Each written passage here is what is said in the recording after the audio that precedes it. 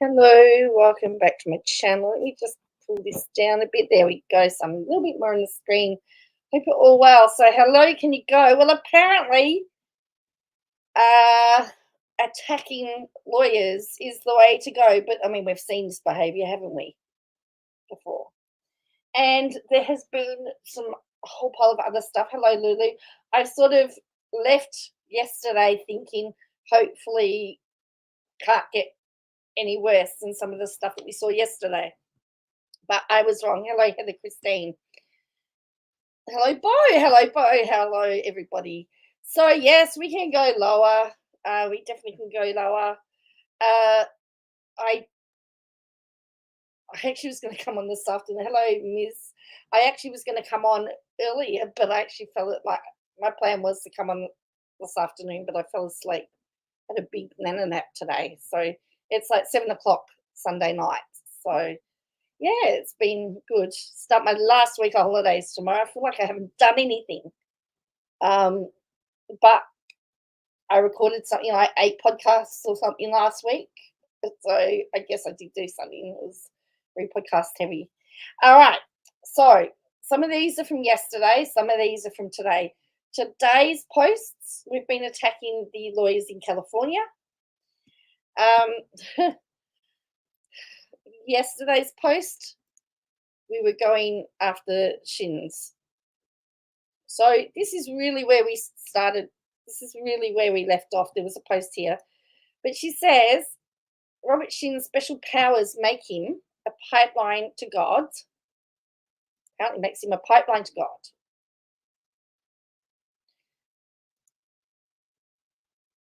In the portal to heaven, everyone outside of Robert's authority will send his followers straight to hell, apparently, allegedly. I'm going to get rid of my picture here. So, all right. So she says here, in the series Dancing for the Devil, Dean Wilking recounts the exchange with Miranda that left him devastated. Dean stated that Miranda told him she needed to speak to someone closer to God than you. Hello, Peter. Am I going to need a gin and tonic for this? You might do. 2 a.m. went to bed early so I could have a midnight meet up. Oh, nice. All right. So it's funny how she always refers to former Shekinah members, doesn't tell us which one. And if, for example, I mean, a lot of them are allegedly out there already. But anyway. So Dean stated that Miranda had told him she needed to speak to someone closer to God than you. This moment made Dean believe that Miranda was gone. Hi, Barbara. According to a former Shekinah member, Robert Shin teaches his following about manifesting spiritual beings through portals to heaven and hell. Hang on a minute. But manifesting is a New Age technique, isn't it? And you can manifest anything, allegedly. So that's anyway, all right. Sounds weird. Anyway. Under his teaching, followers are told that the only way to manifest good spirits and go to heaven is through Robert. Anyone outside of Robert's authority is deemed to be on the path to hell and manifesting evil spirits. A former member stated this makes the followers buy into the us versus them mentality. Everyone outside is bad and everyone inside is good. Robert is the sole person to determine if someone is manifesting evil or good spirits. He has been known to tell followers about visions he's seen of them with demons. The fear of not reaching heaven and going to hell keeps many of his followers in fear of interacting with anyone outside of him.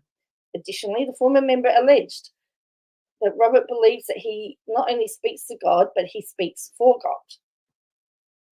This means that anything that Robert tells his followers is said to be a direct message from God. There are prophets. Okay. Miranda became convinced through those teachings that her family and friends were on the path to hell. If she interacted with them or allowed them into her life, she believed she was allowing evil spirits into her life. Former members have stated that the constant threat of demons, damnation, and evil spirits keep many followers completely obedient to Robert. Miranda doesn't hate her family. She's fearful of her family due to Robert's brainwashing. The member also alleged the church is set up like an MLM. Hang on a minute. Is it a cult or an MLM? Because now we're going into we've got completely different. If it was a cult, it can't be set up like an MLM. We are starting to just, I don't know. The member also alleges the church is set up like an MLM. Robert is at the top and everyone wants to be close to him. Robert's most obedient and submissive are given more power and influence inside the group. As their power increases, life inside the cult becomes better for them than outside the cult. Robert's favourites have a harder time leaving due to the power he grants them. And then she's put allegedly. Now, that was edited a day ago. She's got allegedly. That's not going to save you. Dean talking about this moment in this documentary broke me. I could feel his pain during that moment. I truly hope we can see the victims come out and get help. How many people are in this church? I wonder if they think that any of the other billions of people on earth will go to heaven.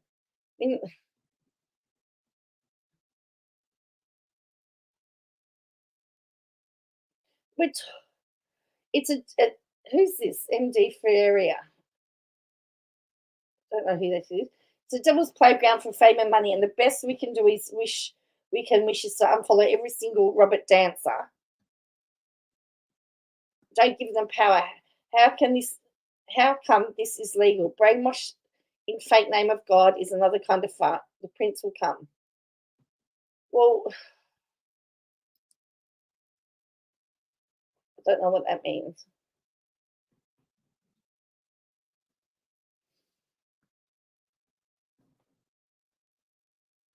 So,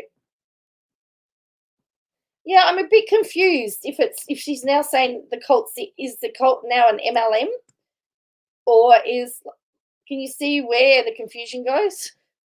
So now apparently Robert and Hannah shopped for rings at icing on the ring in September 2022, months after claiming they lost millions due to defamation. Now, interestingly, she admits that these photos have come from somebody that was in the store. Gee, these people sound like they are in the KJ cop. They are, yeah, they just buy it all. Hannah sported a 10K double-quilted Chanel handbag. Now, I looked it up. I Google imaged that handbag. One place had it for $9,590 or something, or $9,600. But I also found it for as low as between $4,000, to $9,500. So I don't know where she got the figure 10 from, but anyway. You'll see that somebody said that there were only 2 sets of people in the store. And it says in the lawsuit, Hannah is alleged to have forced Kylie Douglas to return Louis Vuitton shoes that were gifted to her by her boyfriend. Hang on a minute. Kylie's boyfriend was in the alleged cult. Where did he get the money from?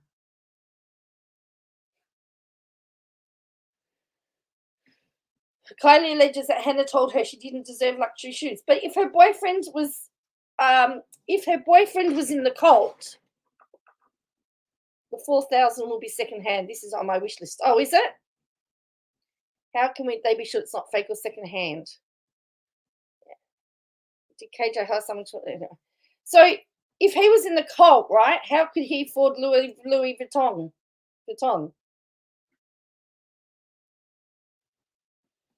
I'm just saying, if we take everything that KJ states as true, and we take everything that Kylie said about the fact they would get no money, where on earth did he get the money from Louis Vuitton? Because she admitted in her interview that he was in the alleged cult. So she says, and remember, this is 2022, okay? Remember, 2022. All right. Robert and Hannah Shin are living the high life off the back of their church members, according to a lawsuit filed in California. The lawsuit alleges that the couple enriches themselves off the labor and tithing of their church members, whose checkbook are controlled by Hannah Shin. Now, don't forget also that he has, Lulu says, maybe I'm misunderstanding. What are we misunderstanding? What have I misunderstood? Or did KJ hire someone to looks like it? Maybe we're going to find out. She reckons somebody sent it to her, Lulu. The other thing is he has all these other businesses as well. The church is just one aspect of it. So anyway, and you're going to find out that she's saying the checkbooks are controlled by Hannah and Shin, but she's going to put somebody else in the frame for this as well. Just hold on. In the spring and fall of 2022, Robert and Hannah Shin filed multiple defamation and business interference lawsuits, alleging that false reporting about them led to a loss of millions of dollars. These lawsuits didn't stop the couple from shopping at an appointment-only jewelry store, Icing on the Ring, in downtown LA. A couple shopping in the store at the same time snapped these photos. So Robert Shin now knows who sent Katie Joy the photos, because if there's only two couples in the shop, one couple being the Shins and the other couple being, and now these photos are made public, she has now just given the opportunity for Robert, for there to be some legal action taken for taking the photos. And the store could actually ban the couple, because if they're private appointments, generally it's because their privacy is to be protected. So she's just thrown somebody else under the bus. So let me read that again. A couple shopping in the store at the same time snapped these photos, and it's a private appointment, an appointment-only jewelry store. Okay. I'm just going to have a look.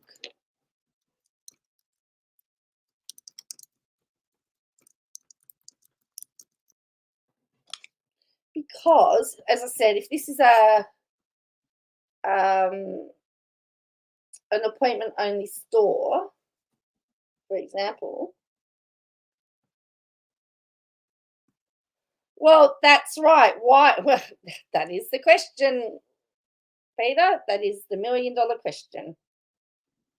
All right. So she's saying it's an appointment only. Okay. So you've got to schedule a visit.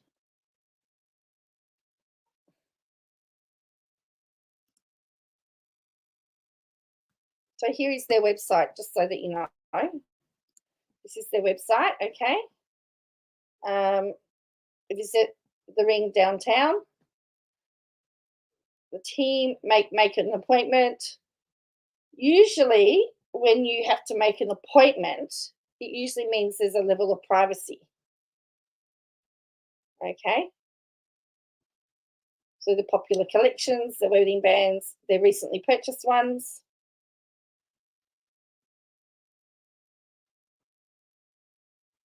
I found a Chanel bag online, like it, for $2,800. Yeah.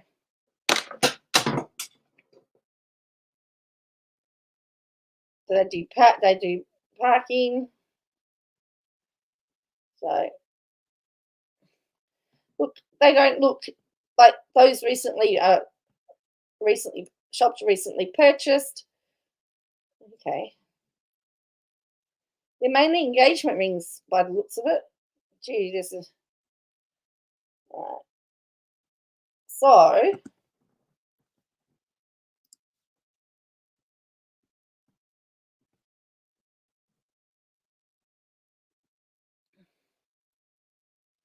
we offer a no pressure traffic perusing.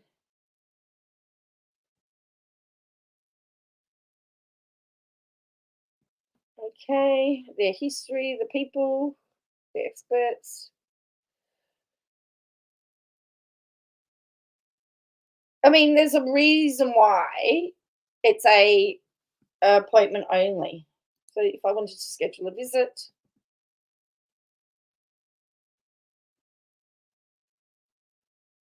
oh look, well, maybe schedule a visit with one of our advisors. So it's an hour. Oh look, it shows me my times. So you can schedule it. It says the best times. All right, and then whatever. I mean, you don't know what they were going down, but you're right. Maybe they were getting B dashes engaged. Maybe they were picking up B dash. You don't know what they were doing. All right. So anyway.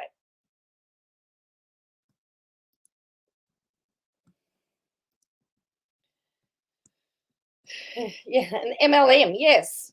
A cult. I've never heard of a cult running an MLM. Okay. So in the spring, so remember, so we're in 2022, September 2022, okay? Now, don't forget, they said they lost millions of dollars. That didn't mean to say that they were broke either, just putting that out there. These appointments didn't stop the couple yet. A couple shopping in the store at the same time snapped these photos, all right?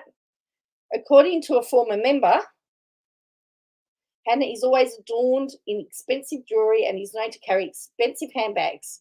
The couple drives a nearly $200,000 Bentley Bentayga, which was purchased via commissions earned by a former real estate agent that worked for them. Prove it. Peter says, I wonder if Toad needed an appointment at the lab for KJ's rings. Don't know. All right. Then she says, and so she's stating as fact that he purchased it by commissions earned by a former real estate agent that worked for them. Despite claiming they have suffered financial ruin due to reporting about their cult in 2022, the couple has not slowed down their purchases. They purchased a nearly $2 million home in Porter Ranch, CA in 2023. Now, it's interesting because the little townhouse that I'm living in at the moment is like $700,000 minimum. To live along the beach in the suburb next to me, you need $2 million. And that's just for that. And like our cost of living has exploded, and you need at least nearly $1.5 million to actually get a place now. It is that bad. And so a $2 million house isn't much, in my opinion. Lulu says Costco doesn't require appointments. So I don't know, but $2 million isn't a lot these days for a house, particularly here. Even in which is my suburb's one of the lower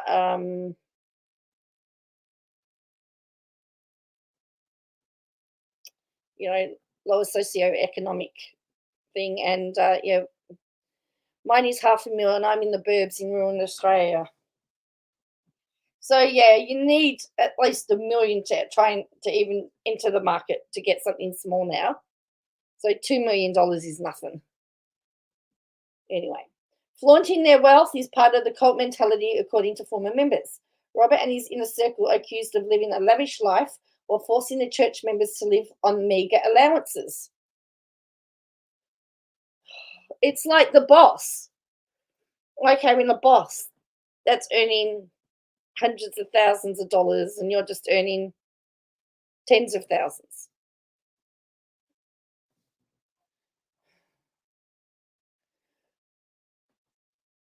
Members are if it's appointment only, and someone can contact the store and let them know spies are funding pictures. Yeah, well, that's what I'm wondering, whether there will be a fallout for that, or if there could be a fallout for that, because I would imagine the reason why it is like that is so it's intimate and it's private. Then she says, so the church members live off meager allowances, why they, just like a boss and an employee, or an owner and a worker. Members are required to get permission to make purchases while Robert and his wife spend thousands on designer jewelry, handbags, and designer clothes, handbags, and jewelry. Yet Kylie Douglas's boyfriend, who was in the cult, was able to buy her whatever it is. I'm sure the man has other enterprises other than 7M in the church. He does, and they're suing all of them. Miranda and James Derrick live in a modest townhouse that is barely furnished. And she knows that, apparently. Miranda recently posted about her great finds while out thrifting. She has been filmed in clothing with holes and rips. Oh, dear. It's a fit.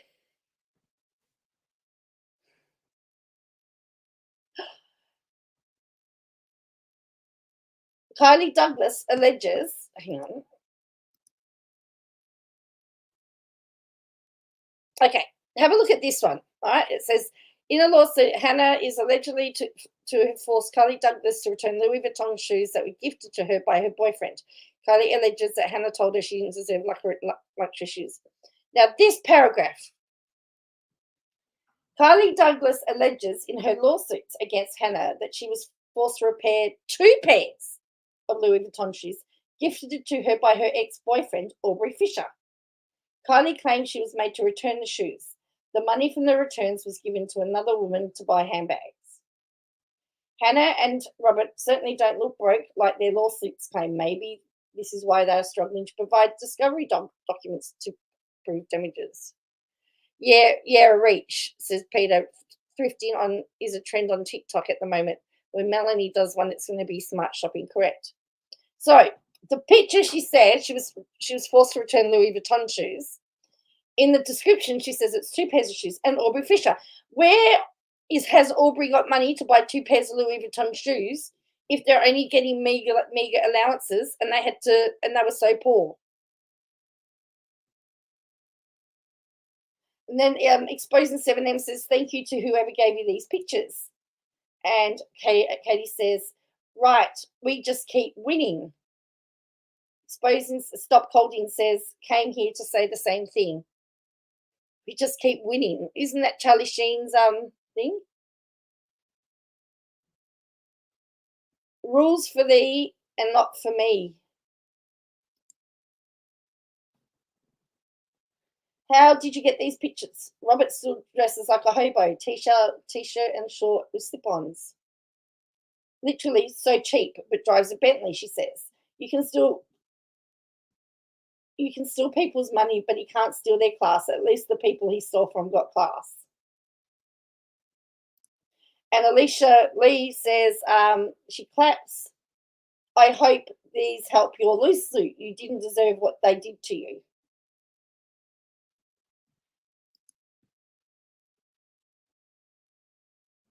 Someone says she's frowning the entire time. If I was engagement ring shopping at a place like that, I'd be beaming from ear to ear.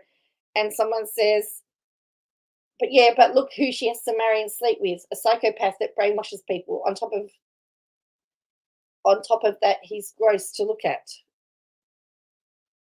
You got that right. She says, I wouldn't read much into that, Katie says. Hello, short order.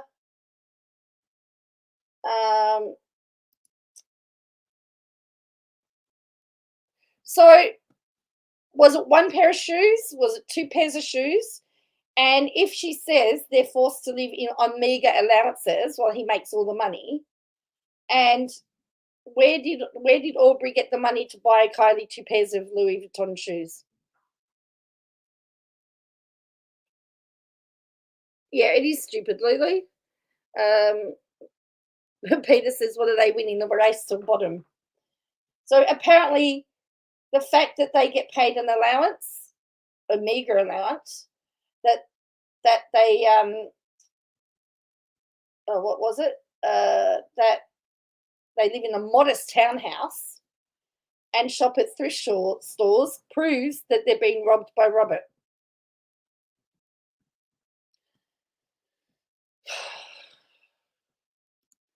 That's what, isn't that what every boss is accused of doing to their workers? Fleecing them?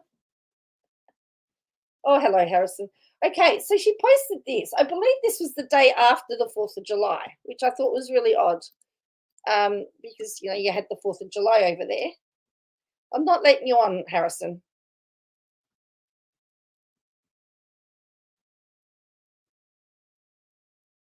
She says, fireworks aren't fun for anyone. Please be respectful of others before shooting off illegal fireworks in your neighbourhood.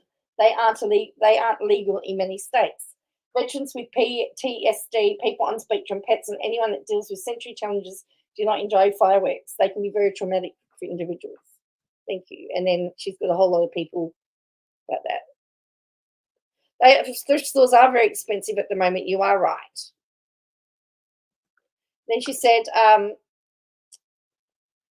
So this was 1 day ago, edited a day ago.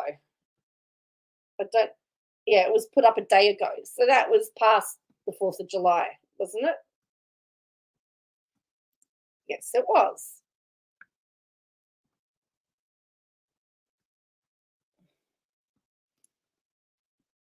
Okay. No, not when you're speaking to me like that, Harrison.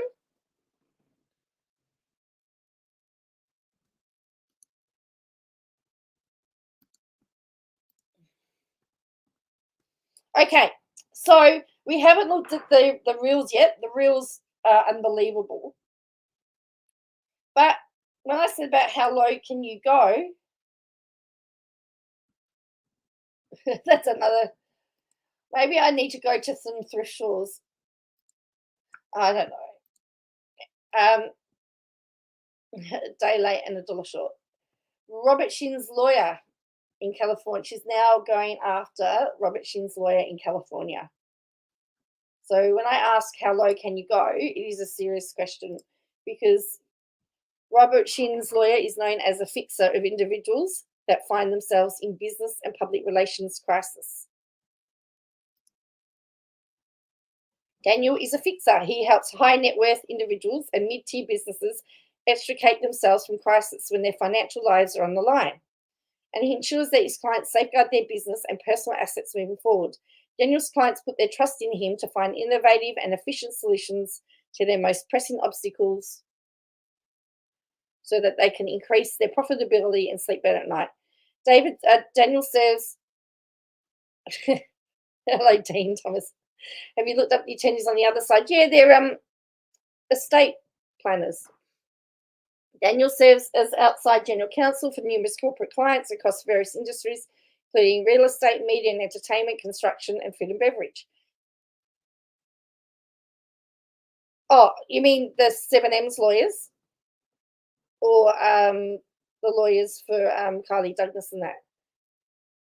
Daniel provides companies with day-to-day counselling on a broad range of transactional and governance matters and dedicates much of his practice to helping clients avoid litigation. Daniel has overseen and engineered more than 100 million in corporate transactions, including acquisitions, asset stocks, and redemptions and buyouts. So let's have a look. Oh, okay. The lawyers for Kylie and some of the others. No, I haven't looked them up. They're impressive, are they? Cool.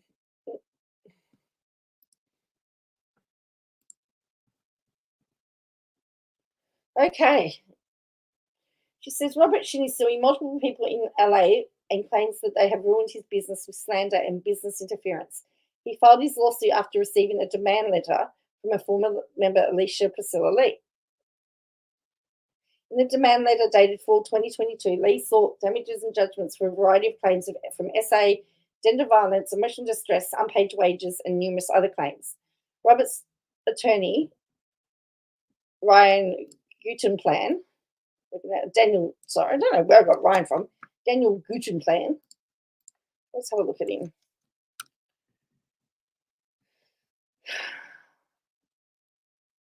Oh,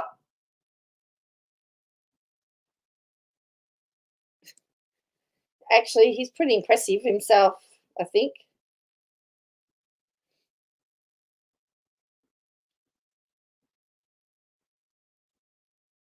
Oh, let's see what she didn't put. So she cut it short, remember? Right, so this is his lawyer, right? It says when litigator is inevitable, Daniel is at his best. He's an experienced litigator who's tried numerous cases in both federal and state court, as well as the current case, short order, as well as before and various arbitration tribunals. Daniel represents a diverse range of clients from Fortune 500 companies to private equity firms in a wide range of disputes. Daniel specializes in matters involving business, divorces, intellectual property, labor and employment, trust estates, real estate, accounting, and auditing, malpractice, right of publicity, and licensing dispute. He was rated by Super Lawyers in 2023. He was rated up and coming 25, up and coming 100 for Southern California. So he's practiced business and commercial, intellectual property, appellate law, class actions. He's got the Bachelor of Arts and he's done his JD. He's admitted to practice in all of that. He's got professional memberships with the Orange County Bar Association, and here is some of his wins. He won a $17 million unanimous jury verdict on claims for misappropriation of trade secrets on behalf of a global company. He secured multi-million-dollar fraud verdict on behalf of the former executive for $43 million.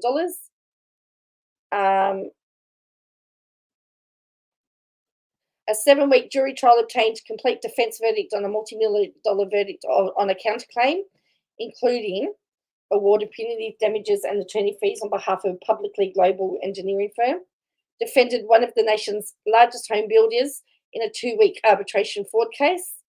Obtained 7-figure arbitration award in commission dispute on behalf of a long-time manager of an acclaimed entertainment figure.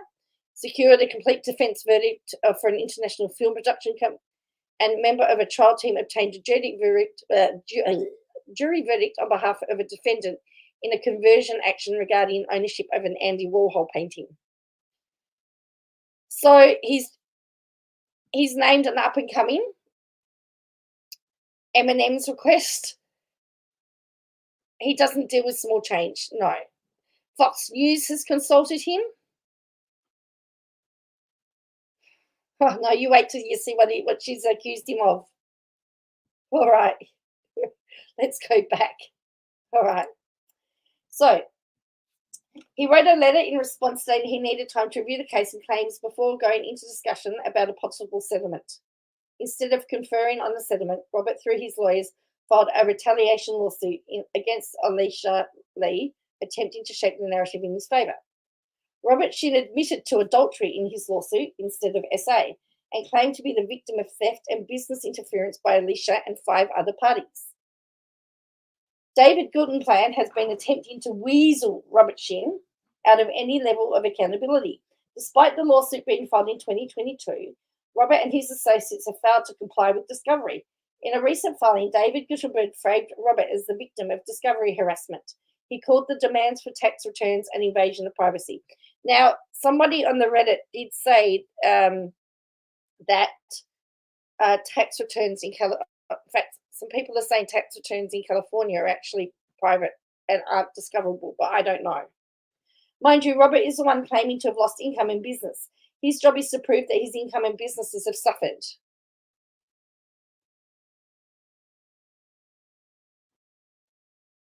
His job is to prove his income had been harmed. During litigation, Robert Shin purchased a $1.8 million home. Oh, it was $2 million in the last post. According to property records, he and his wife put down $450,000 on the home and took out a $1.3 million mortgage. In order to qualify for the loan, Robert and Hannah had to prove their income. Hang on. So they purchased a $1 million, but they only paid half $450,000 and then took out a mortgage. Okay. Robert and his wife bought a 41,000 square foot home, drive luxury cars, and now we've got a Bentley and a Mercedes, but they refuse to provide financial documents in court to prove damages. Daniel Guttenplan is now attempting to fight motion to compel and sanctions, claiming they're being burdened with overbroad discovery demands.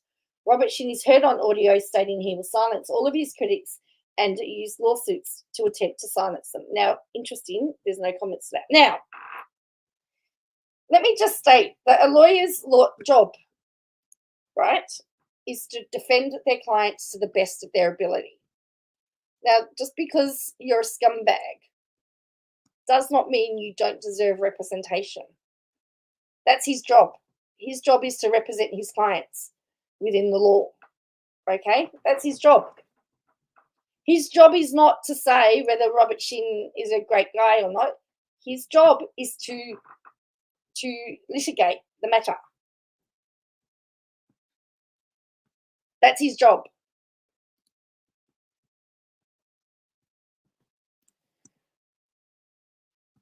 And he's also, let me also tell you, let's go back at, he's also a partner.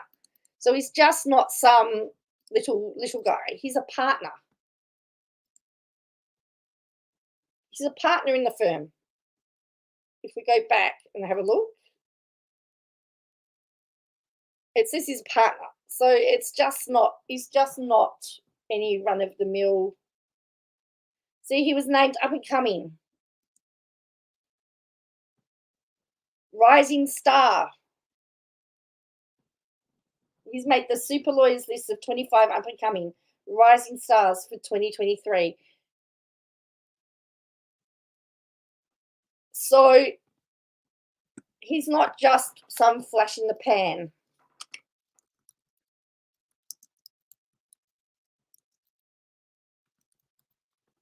Oh, thank you, Dean. Thank you. Or is it Deanne? Deanne? Sorry, I keep calling you Dean. Sorry, Deanne. I mean,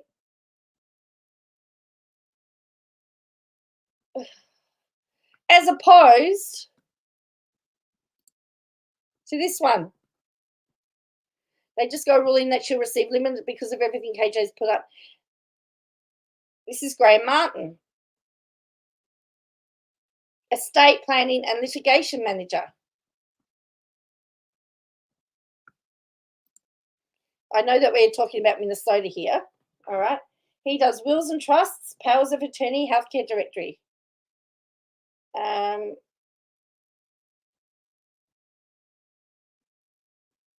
So KJ's blessed and she thinks she... Well, that's what I'm saying. You cannot destroy a lawyer's reputation. A lawyer is a member of the court.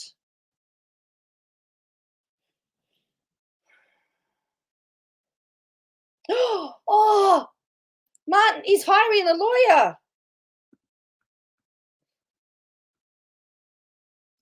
Graham Cracker's looking for a lawyer.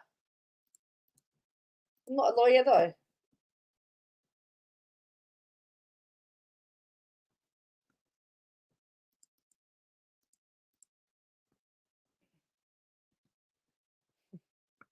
Yeah. Look, I've just gone off the beaten track. Oh, look, initial interviews will be, the applications will be open until positions are filled, with interviews scheduled between April and May, while we're in July. And they want an associate attorney litigation and associate attorney transactional. They're looking for someone to palm off Katie Joy's case, I'd say.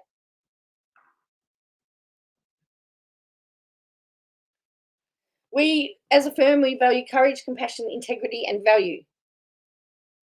They want a litigation attorney with these skills: dedication to meeting both court and internal deadlines. This is crucial. Compelling legal writing, lateral and flexible problem-solving skills, ability to manage multiple cases at once, familiarity with motion practice, discovery strategy, taking depositions and trial, a willingness to mentor and assist other attorneys with litigation and task strategy, at least 2 years relevant experience. Trautmann Martin is dedicated to enabling its attorneys be happy and healthy by allowing them to choose their own schedule and set their own work-life balance, with no yearly billable hour requirement and paying competitive compensation. Pay will be commensurate with experience. Ooh, cool. Nice. So there's a job. There's a job going. So here is, oh, look, they've got other people. Jennifer Moore. She's a senior litigation associate.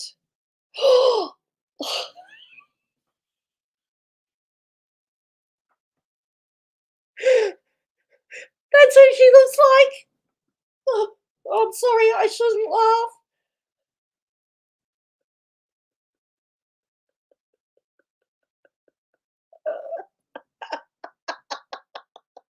Oh, she does pro bono activities. It just says she does litigation, family law, pre-litigation counselling, and litigation. Is a litigator with decades of experience obtaining favourable results for clients in business and family law through settlement tools or in court.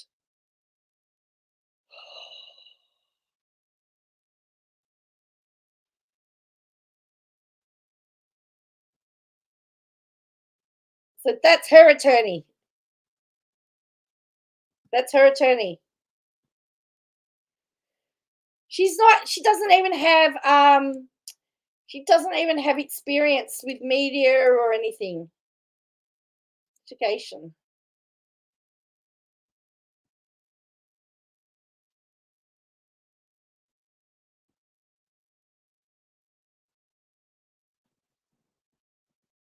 So there.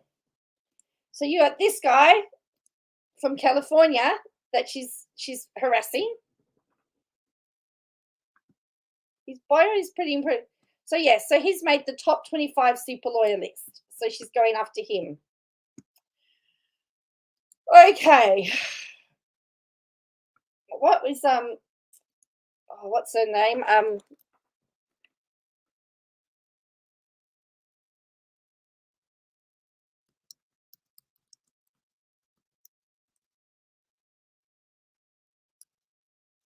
What's her lawyer's name?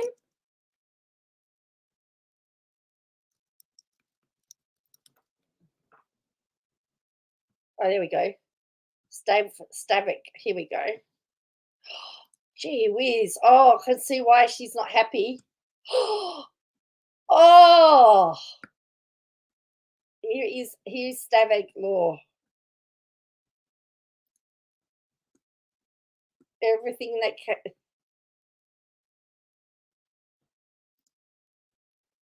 she's a highly skilled, accomplished attorney. You can't, but I'm just saying that no, you can't knock the lawyers. But this is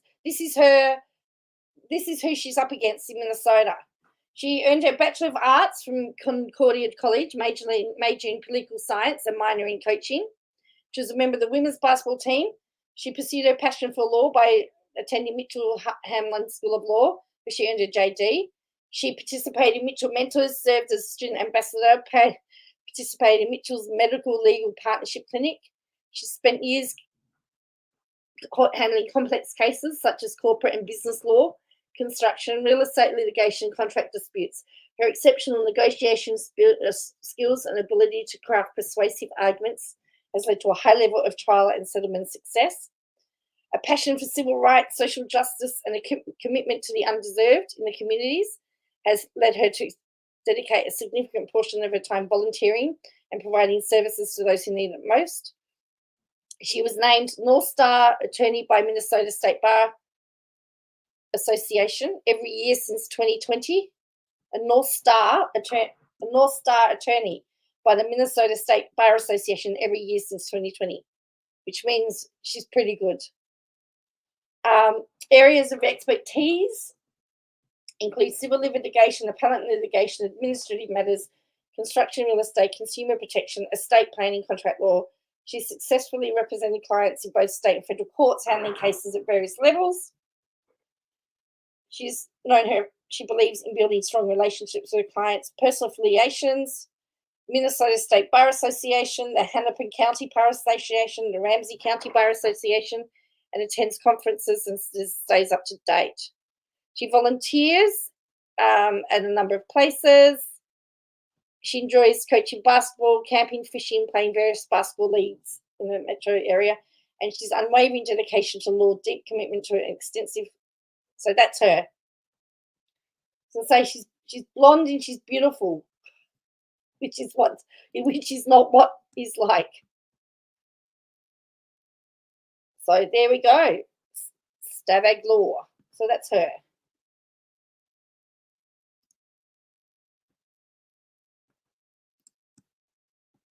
So there you go. That's Amber. So that's who she's up against in Minnesota.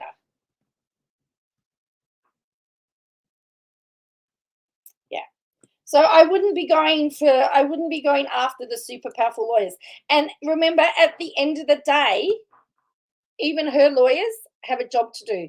They've got to represent her to the best of their ability. All right. So she says, imagine carrying a 10K bag while demanding your followers live on allowance of $160 a month. Where's the figure come from? But here's the thing. If you don't have to pay for food, housing. What do you need $160 for? And it didn't seem to hurt Aubrey Fisher to buy Kylie pairs of Louis Vuitton shoes. Robert Shin lawyer is a fixer of individuals that find themselves in business and public relation crisis.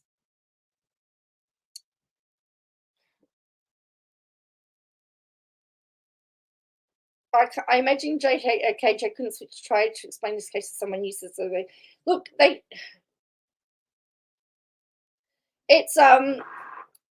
they can ask the court to take them off the record.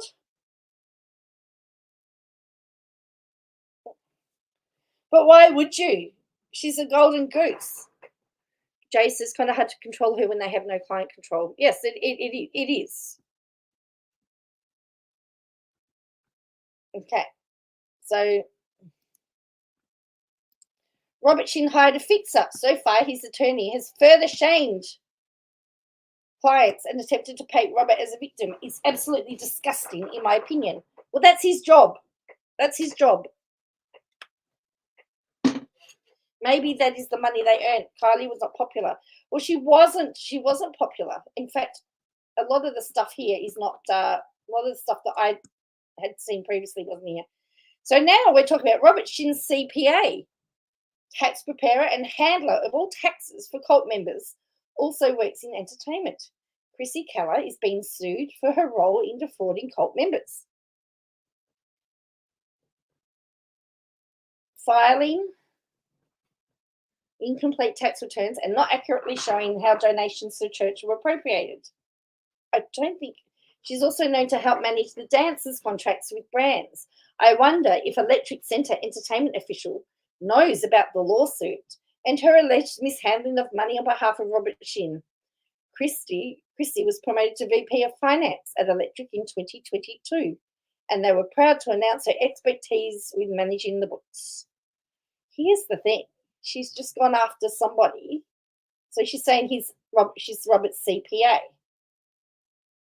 Okay.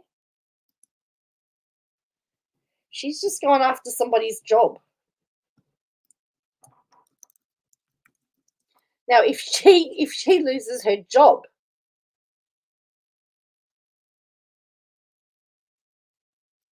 there could be ramifications, in my opinion. She has docs that's CPA. Yes, she's told everybody where she works. And what is her crime? Well, she's tagged them. I don't know where she's getting the stuff from.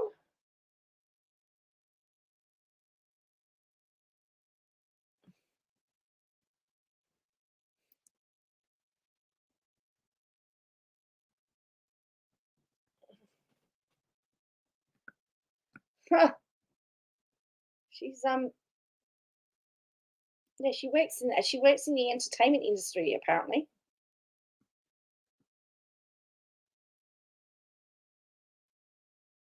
This is what she's using.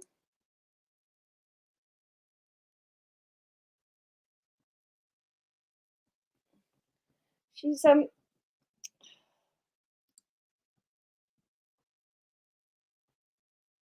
she's the vice president of finance for she's been with them for 12 years. Has promoted Kristen Keller, formerly controller, to a newly created position of vice president. She worked closely with the chief financial officer. She's been with the company for 12 years. She oversaw the entirety of the accounting department, maintained low compliance, set up accounting controls. She handled all the matters to human resource and finance.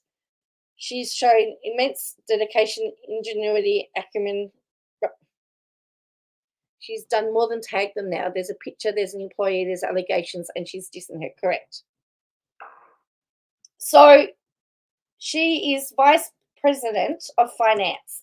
Again, a high flyer that she's now alleging has been dubious of. In fact, there's a couple of things from there that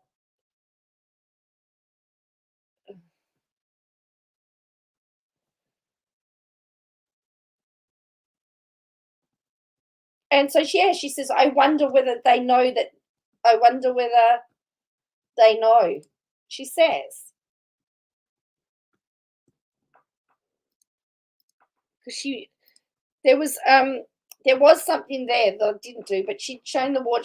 She'd put up the audio of the waterboarding again from the baptism. So it says, wonder if knows about the lawsuit and her alleged mishandling of money on behalf of Robert Shin. Robert Shin's CPA, tax preparer and handler of all taxes. Now, here's the thing. No one cares about all these other people. KJ's trying to start with people who are interested in like this one person. But technically, everything that she could file is above board. She's bringing somebody's name. And she wouldn't be where she was if she was dodgy, would she? Hi, Vidandra.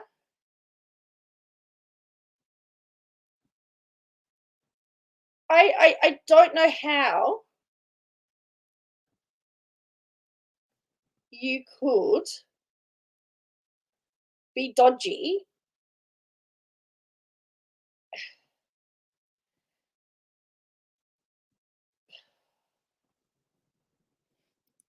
and she's working with a chief financial officer. So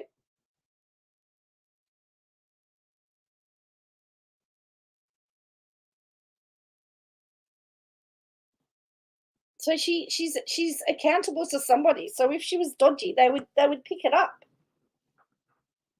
wouldn't they? And so she hasn't said how she does it, whether she does it as part of, because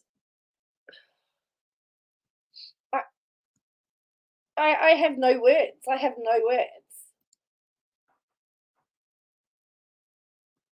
So this is the website electricentertainment.com, and so she obtained her CPA license in 2010.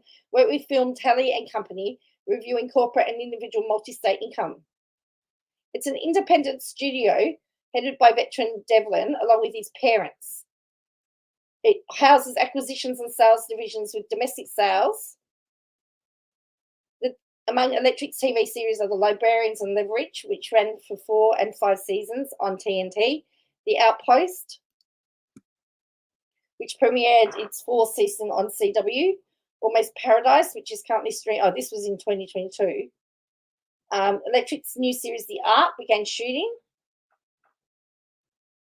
The Electric's feature films have included Bad Samaritan, starring David Tennant and Robert Sheehan, Say My Name, starring Lisa Brennan and Nick Blood, the documentary Who Killed the Electric Car, The Deal.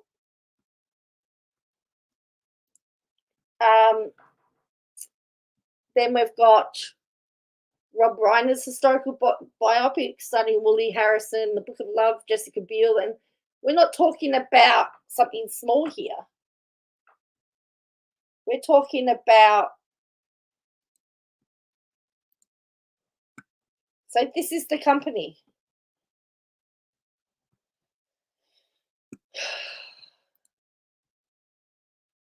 So it's not some small little thing. She would have to know what she was doing. And she has just now tagged the company. She has tagged the company. Jay says she tried to do this whole shame and blame with Michael Saltz in Tithing. She's now moving up to big leagues, and it's no men on base in 2 hours.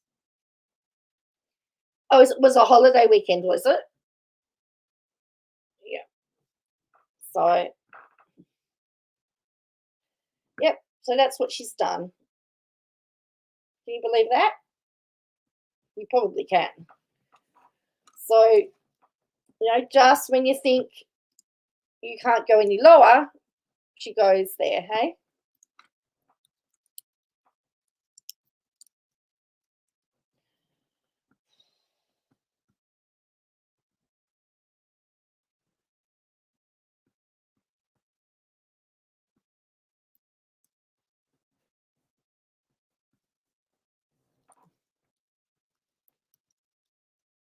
You love this for KJ? Well, there are going to be, I mean, there has to be ramifications. There has to be ramifications. This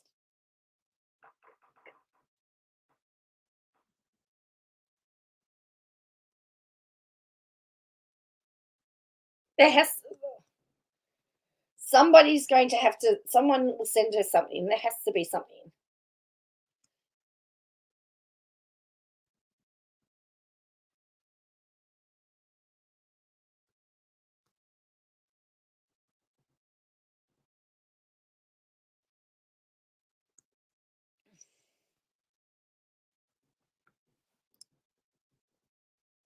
Find the director of 7M TikTok is with Dirty Robo, who would be in competition with some of that's well, and that's the thing, and we know that Tim Milgram was in competition as well, even though he says he wasn't. Remember, Isaiah left him and took some of the dancers with him. So you can't tell me that there's not something nefarious going on.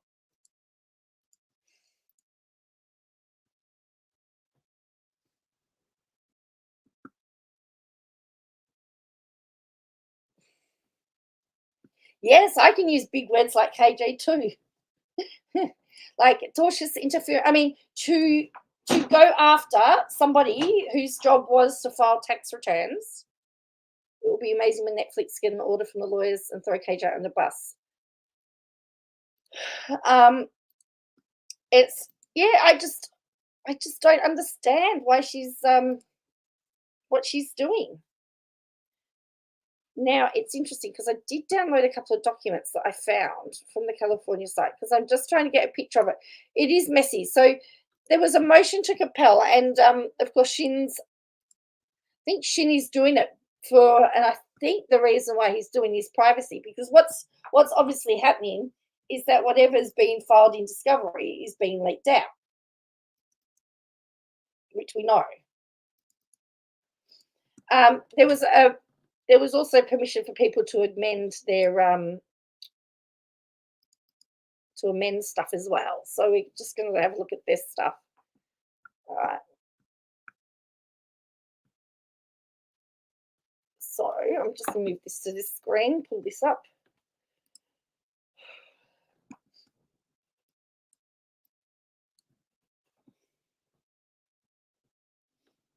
Okay, so there was a ruling. No, look, the case, as I said, the case is very, very complicated.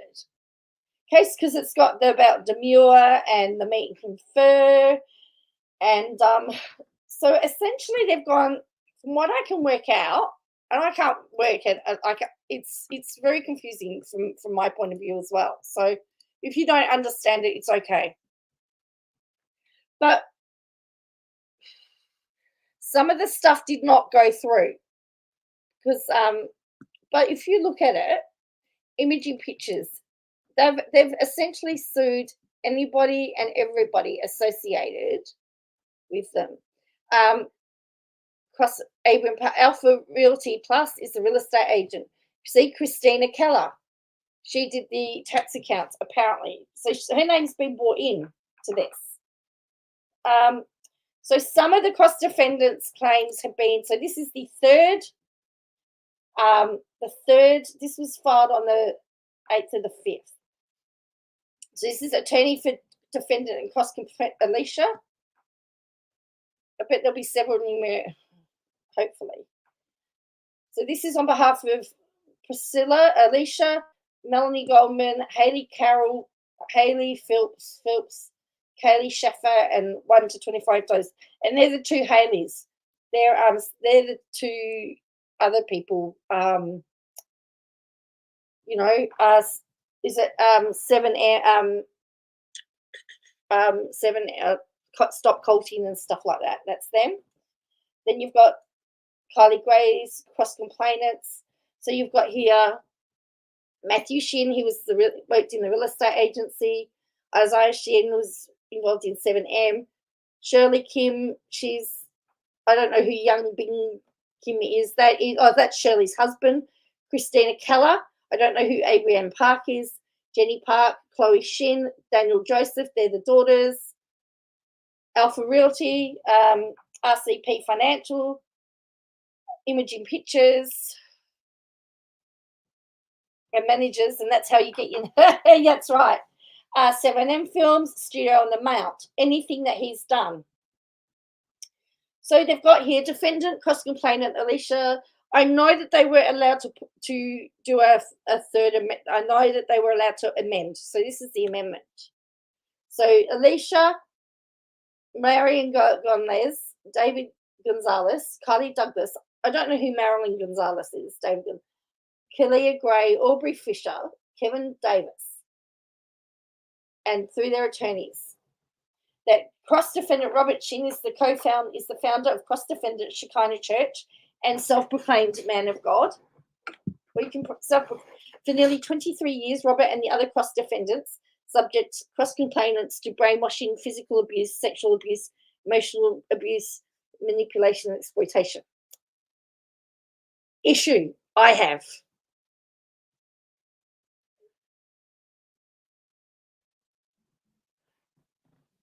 Robert and the other cross-defendants, okay? The cross-defendants are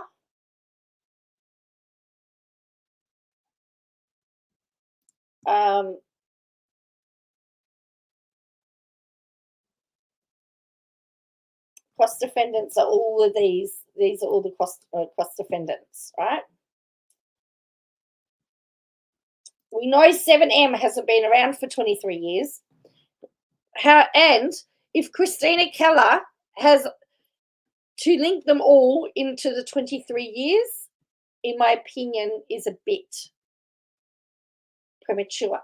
So you've got for 23 years, Robert and the other cross-defendants subjected cross-complainants to brainwashing, physical abuse, sexual abuse, emotional abuse, manipulation, exploitation.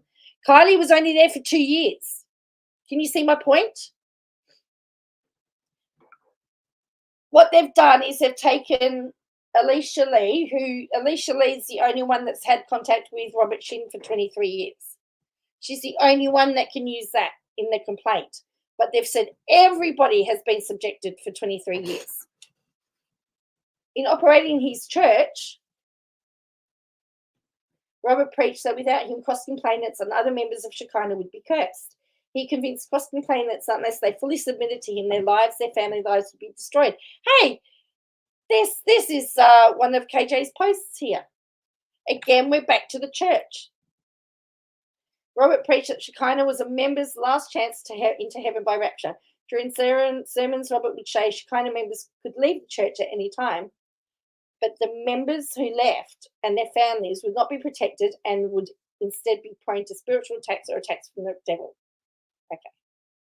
So, all right. So they're saying from his preaching, I'd be interested to see what evidence there is of that, to be fair. Robert systematically undermined cross-complainants the confidence in themselves, so they felt they could not be successful unless they worked for his companies, submitted to his control. He told them they would experience poverty, sickness, and death of loved ones without full submission, and that any success or benefit in their lives was due to their connection with Shekinah and himself, the true man of God. He required cross-complainants to disclose their deepest secrets and fears so he could exploit them and use them for blackmail. He brainwashed them into understanding that submission also meant economic and physical submission, which he then used to steal their labor and essay them. Deanne says, nearly every church says that. Again, I would want to know specific examples. It's very broad. Examples. Robert did with the help of with the help, assistance, and encouragement cross-defendants Hannah Shin, his wife Matthew Shin, Isaiah Shin, Shirley Kim, Christine Keller, Abraham Park, Jenny Park, whatever, and all of that. So he did it also. He did all of that with the help of all these other people. Now, if Christy Keller merely filed the financials, was the CPA, and merely just did the financials, and the financials are all above board, then I still want to know how Aubrey Fisher was able to buy Kylie Douglas, one pair of Louis Vuitton shoes or two pairs of Louis Vuitton shoes, depending what post of Katie Joyce you want to believe, on no money. So then it's just all the parties and where they live. It's just to prove that it's jurisdiction. Okay.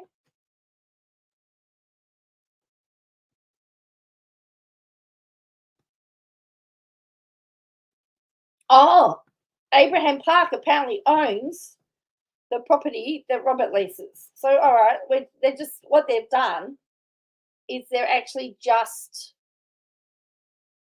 throwing manure at the fan, hoping that it's going to stick. The names of the other cross-defendants and their involvement in this action are presently unknown to cross-complainants, and therefore sued the cross-defendants in this action by fictitious names. Each of the cross-defendants are designed row. Okay. On information belief, each and all acts and omissions alleged herein were performed by or attributable to Robert and Shekinah, all rows 1 to 20, or each of them collective, acting as agent or alter ego for the other, with the legal authority to act on the other's behalf. The acts of any and all cross-defendants were in accordance with and represent the official policy of Robert and Shekinah. So they're saying that they're all tarnished with the same brush, irrespective of their role in it. On information and belief, the cross-defendants were members of and engaged in a joint venture, partnership, common enterprise, and acted within the course and scope of and in pursuit of and joint venture, partnership, and common enterprise. At all times mentioned, cross-defendants and each of them aided and abetted, that's the acts and admissions of each and every other cross-defendant in proximity causing damages aligned herein. So essentially, they're all tarnished with the same brush and they're all guilty of the same sins. Okay, jurisdiction. Here we go. Here's our factual allegations. This is where we're going to get to some of the bits that I really object. So Shekinah is headquartered, I can't say the name, in California, through its founder, cross-defendant Robert Shin, and operates headquartered. Robert refers himself to man of God and preaches to Shekinah members, and that without submitting to him and without Shekinah, their lives will be cursed. Robert required full physical, economic, and control over Shekinah members. But the other thing they're saying is that because Robert runs 7M is part of, they're all intertwined, okay? So Robert refers himself to man of God. Yeah. He exerted control directly and through members of Shekinah that were referred to as mentors. These mentors were Hannah Shin, Matthew Shin, Isaiah Shin, Shirley Kim, Chloe Shin, Daniel Joseph, now referred to as the mentors. Robert also exerted control through members of Shekinah, referenced as sub-mentors. These sub-mentors were Jenny, Chrissy, Abe, and Lemuel, referred to as sub-mentors. I didn't realize that Chrissy was a part of Shekinah. Not that it matters. This control extended to Labour. And hang on. Here's the other issue. Why is Chrissy's working for an external firm, very high up? It again destroys all their argument that they couldn't work for anyone outside. In fact, Kylie was working for a group outside initially, if you remember rightly, and then chose to go to 7M.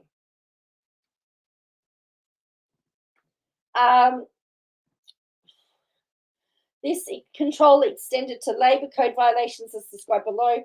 Robert, as the owner, director, and or officer of the cross-defendant companies, either directly or through the mentors and sub-mentors, caused violations to occur, making him liable under Labour Code 558. As cross-complainants understood and experienced, all directions they were given, either directly from Robert or from mentors or sub-mentors, came from Robert. Robert made the ultimate decision with respect to the operations of Shekinah and all its related companies. Robert's wife was referred to the woman of God. Cross-defendant Shirley Kim was considered the woman of God through 2009. In 2010, Hannah became the woman of God. This title gave Shirley and Hannah certain privileges among... Correct, Deanne. Why they include CBA is bizarre unless they're hoping she'll turn against Shin and give them information. Hannah became the woman of God. This among Shekinah members that no one else had. At the moment, we've got nothing. We've had nothing to do with 7M. Nothing. All the complaints are to do with the church. Mentors were Robert's deputies. They did his bidding, including collecting tithes from other members, moving money from members' bank accounts, instructing members where to live, instructing members how to spend nearly every waking moment of their time. Well, most of my waking moment, my time's at work. So women and men were kept separate most of the time, had separate Bible study meetings every day. Shekinah members attended sermon by Robert on Wednesdays and Sundays. Robert would preach that members should tell him everything, even things they would not tell their wives or husbands. Yes, and Canada closed her file with the police. I heard that. Plus, defendant Robert Shin lives a life of luxury from tithes he collects from Shekinah members. Most of Robert's wealth are built on the backs of the free labour or excessive fees from Shekinah members, including cross-complainants. Hey, this is KJ's postings. Meanwhile, most of cross-complainants worked on small monthly allowances, were only allowed to eat food provided by Shekinah, were only allowed to make purchases approved by Shekinah. Many wore second-hand clothing unless they were gifted by other members of Shekinah, Robert, or the mentors.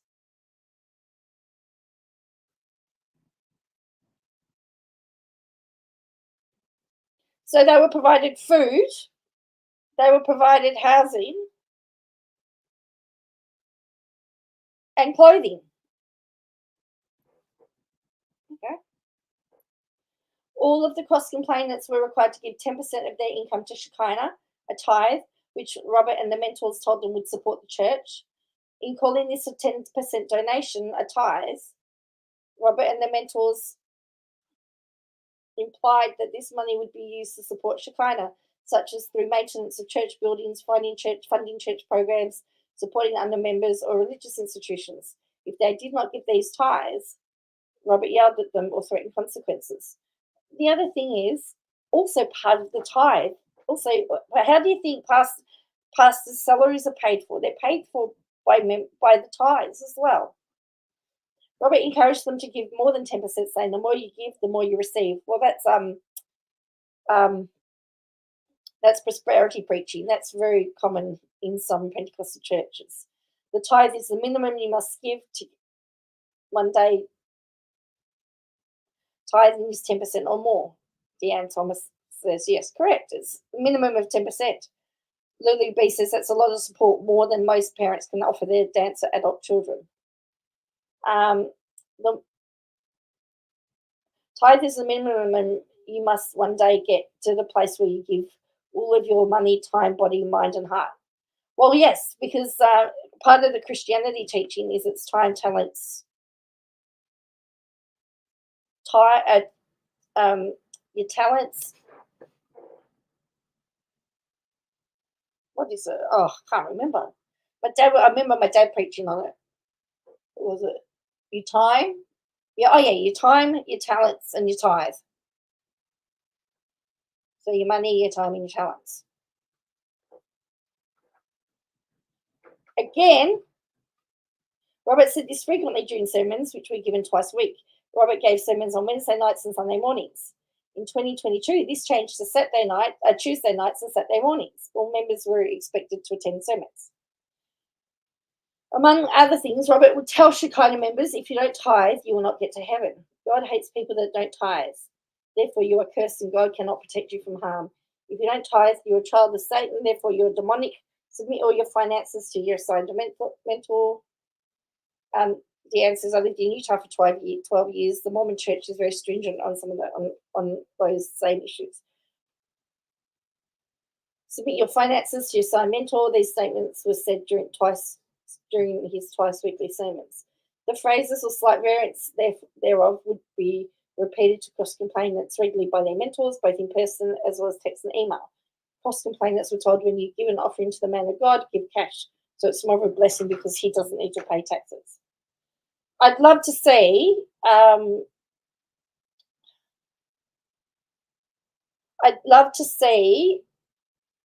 will you try to get Nikki this information? Will I try to get Nikki this information? Oh.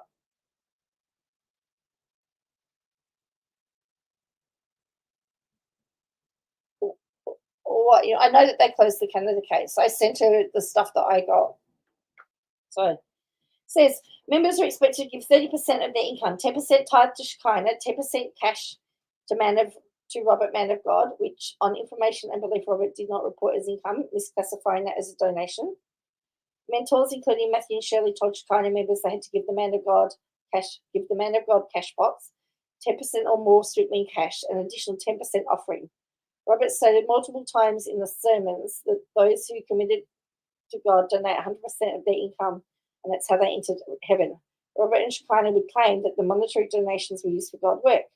Meanwhile, Robert and his mentors lived lavish lifestyles, and the tax document provided to members at the end of each year were inaccurate, missing thousands of dollars that were given to Robert and Shekinah.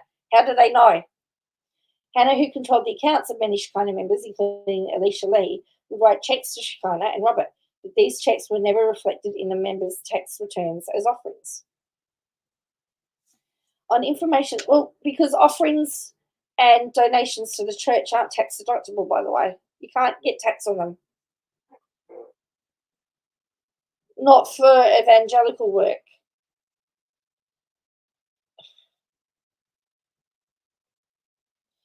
On information belief, Robert essentially took 100% of what lifetime members, including Elisha, made after those members were allowed to pay for basic necessities, such as car payments, insurance, and income tax, as well as minimal monthly allowances. Hang on.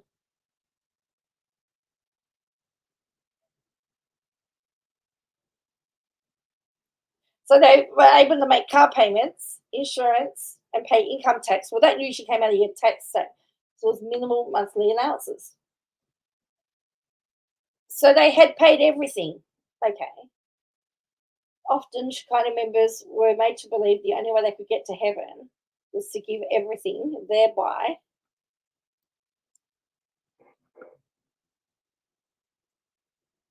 becoming favoured by God. Shekinah members were used as examples of people that gave everything to man of God and thus received a return from God. So they had everything paid for. Like everything was paid for. When members contributed more than 10% of their income to Shekinah, Miss Leigh was to classify those contributions as offerings and not tithes. Okay. However, Robert and the mentors used much of the funds from tithes and offerings to cover personal expense, i.e., what was left of their paycheck after they paid their bills. Sounds normal, says Without a Lawyer. Well, I'm still trying to work out what's wrong. This is so bizarre. Every time I try to explain about Canada's cybersecurity, YouTube, it deletes my messages. That's really bizarre, Jay. Yeah, I don't know. But I'm getting the impression they were expecting that they would get they would be able to use it as a tax deduction. Gee whiz, my tax, anyway. All right. So much due the funds to cover personal expenses or other expenses that were not for Shekinah. None of the cross-complainants were given complete and accurate receipts of contribution for Shekinah. If any cross-complaints started to doubt whether Shekinah was legitimate or whether they were being treated fairly, they were told by Robert and the mentors not to ask questions. I thought they never spoke to the Robert. This included asking questions for clarity of details. Total reliance on faith and in Robert. Correct. Only tax advantage goes to church unless it's a registered, unless it's going to a specific, so for example, I belong to Salvation Army. The stuff that I give to my local Salvation Army in the offering plate is not tax deductible. But if I give a donation to the whole Salvation Army as a whole for their work, community work, that is a tax deduction. So anything to the church in itself, which pays the bills of the church and the wages of the ministers, all right? Let's be honest. That's how you get your money. But anything to go with either a specific ministry or a specific can be tax deductible. All right. So total reliance on and faith in Robert was required if Shekinah members asked questions and didn't follow instructions from Robert and the mentor. They were forced to miss meetings or be called out in front of everyone. So what? Here's a question for you. Where's the 7M issue?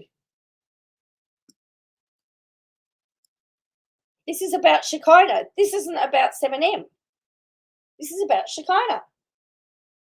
Deanne says, in Mormonism, if you question the origins of the church, you are shunned. Okay, so here we go. Elisha. In 1999, Miss Leigh was recruited to join Shekinah by Robert. Miss Leigh was in her late teens, then coming from Korea and abandoned by her parents. Robert told members that God called him to be a father figure to them. Miss Leigh agreed to join Shekinah primarily because she believed she could not support herself independently, financially, or otherwise. She was in her late teens, right?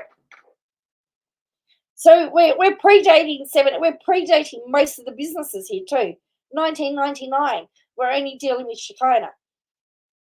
Miss Leigh agreed she neither had a driver's license or a green card. When Miss Leigh first obtained her permanent driver's license, Robert gained possession of Miss Leigh's driver's license before she did and kept it from her. He told her the only reason she was able to obtain one as an undocumented person was because he paid for it. As a result, he told her she owed him her life.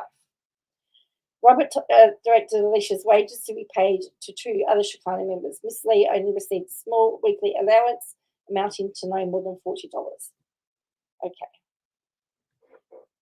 I don't know. Again, I would be interested to see pay slips. And if all of her other expenses were paid for and the food was paid for, what, $40 would be okay, wouldn't it? A member of Shekinah was always separately given authority to control Miss Leigh's and most other Shekinah members' bank accounts. On information and belief, this was to facilitate embezzlement and also for the Shekinah parties to commit tax fraud. Are you sure KJ didn't write this? As Robert and Hannah required members of Shekinah, including Miss Leigh, to pre-sign checks from her account, as if direct control over her money was not enough. Those checks were then made out to other Shekinah members. Robert and Shekinah, including for the payment of other people's personal expenses. Other expenses of members other than Elisha were directly paid from her account. These individuals included, without limitation, Abraham, Chloe, Christina, Hannah, Shirley, Isaiah, Jenny, and members Daniel and Lemuel. These individuals knew their expenses were being paid in this way. The big burden to show. While members of Shekinah cross-complainants had to account for every and report every transaction they made using their minuscule allowance, even if it was just to buy a piece of candy. Robert and Shekinah used mentors like deputies to control members. And have they said what job she had that these paychecks were going to? No, they haven't yet without a lawyer. No. The Shekinah members hope she kept her banking and tax records from 1999. Well, that's the thing.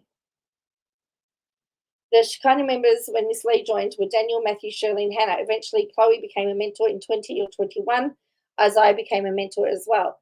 Robert's indoctrination of cross-complainants made them fear that they would be unable to make a living for themselves anyway outside of Shekinah.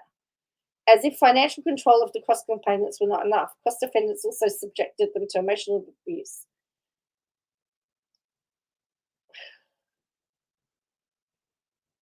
When Miss Leigh initially joined Shekinah, Robert would preach during his sermons that Shekinah was a ministry supporting other ministries and that all money in Shekinah would go to other ministries. Robert would also preach that God blesses him and he receives money from outside sources, not from the church. Well, he has the businesses, doesn't he? In the US, do you have to keep your tax records for 7 years? Yeah, that's a good point. I wonder. Oh, sorry, short order. Miss Leigh managed to extricate herself from the church in 2004 and got married in March 2008. Miss Leigh's sister remained involved in Shekinah even after Miss Leigh left. To divide the family and isolate her, Miss Leigh's were not allowed to talk to Miss Leigh unless the communication was approved or instructed by Robert or the leaders. When approved or instructed by Robert or his leaders, the sisters would call Miss Leigh or meet Miss Leigh and remind her that she was outside the will of God for her life and she would go to hell unless she came back to Shekinah. This messaging caused Miss Leigh severe depression, anxiety, panicky attacks, and suicidal thoughts. After Shekinah had a church split in October to November 2008, Miss Leigh's sister, at Robert's behest, called her in November 2008, and Miss Leigh asked Miss Leigh to meet Robert. When they met, Robert presented himself to Miss Leigh as a saviour. Hang on. So she left and she got married. So okay.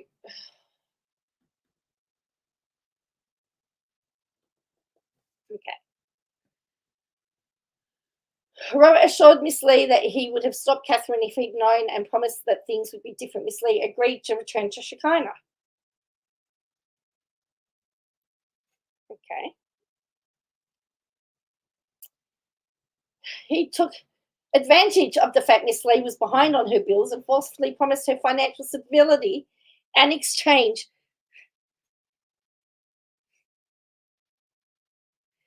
So she got into debt and she needed help. Okay. Robert claimed that he and Shekinah and falsely promised her financial stability and salvation in exchange for dedicating her life to him once again. Miss Leigh capitulated and rejoined Shekinah. At that point, Miss Leigh felt pressured to make money for Robert and Shekinah. Robert claimed that he and Shekinah had no money at the time, but assured her that everything would be taken care of as long as she worked. Miss Leigh felt a sense of obligation to him. In 2009, after joining Shekinah, Miss Leigh obtained her real estate license.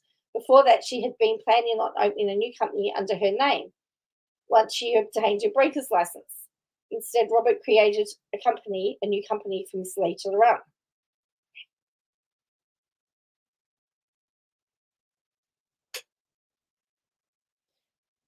Did he pay? I mean, I wonder whether he paid for the training and everything. But she was behind. How could she have done it if she was behind in her bills, as she says that she was?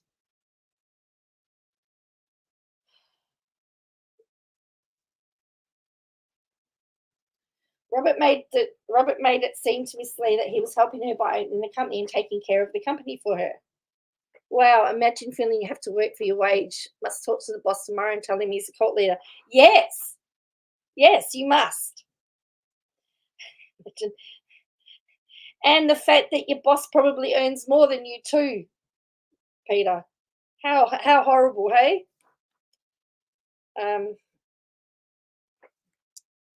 Ultimately, okay. So Robert made it seem to Miss Leigh that he was helping her by opening the company and taking care of the company for her, and that all she had to worry about was working. Robert took advantage of Miss Leigh's lack of knowledge and trust in him to prevent Miss Leigh from gaining a measure of independence from his influence. How is she going to open up a business if she didn't know what she was doing? Ultimately, Miss Leigh worked as a real estate broker for 2 companies. Look, he doesn't have a Chanel bag, so there's that. Well, that is true. You do have that there. You do have that. He doesn't have a Chanel bag.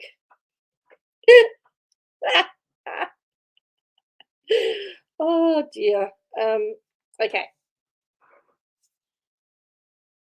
She worked as a real estate broker for 2 companies that Robert owned. Up until the time Miss Leigh left Shekinah in 2022, she consummated hundreds of sales, making Robert and Shekinah millions of dollars in commission. Just as before, Miss Leigh was given a small allowance in lieu of her pay. Shekinah later paid her only in part. Of that money she was paid, it was placed in an account controlled by Shirley from 2015 to 2017 and Hannah 2017 onward. Shirley had to access Miss Leigh's account throughout this time to make withdrawals from Miss Leigh's account with Hannah's approval after 2017. As Hannah and Shirley controlled Miss Leigh's finances, they had knowledge that Miss Leigh was not being properly compensated for the labour she'd provided. But again, if she's been given accommodation and everything like that, we call it fringe benefits. So, and that's taxable. Deanne says he gave her business and likely paid for a license. Well, a horrible man. Hey, I'm not saying that he's innocent in this, and I'm not saying that this is all above board. But what I'm saying is a lot of this stuff that they're complaining about is what most of us. I mean, imagine having to go, wearing secondhand clothes. Hands up, those that got I was the older sister, but my sister wore bigger sizes than me. I got all the hand me downs.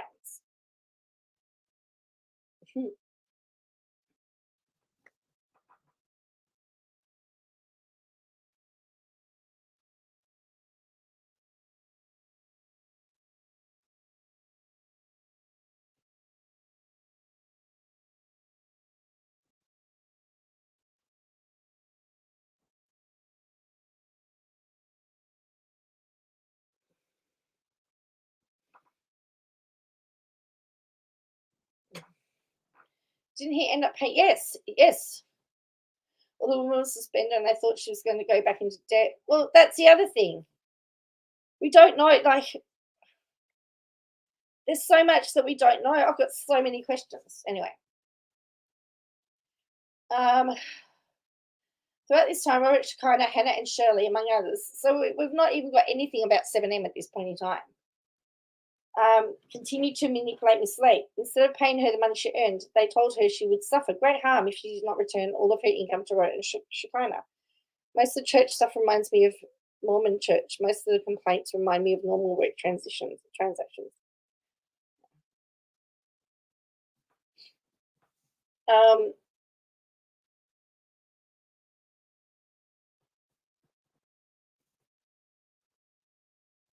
They'd forced Miss Leigh to take part in actions to humiliate herself and punishing her for breaking Robert's rules.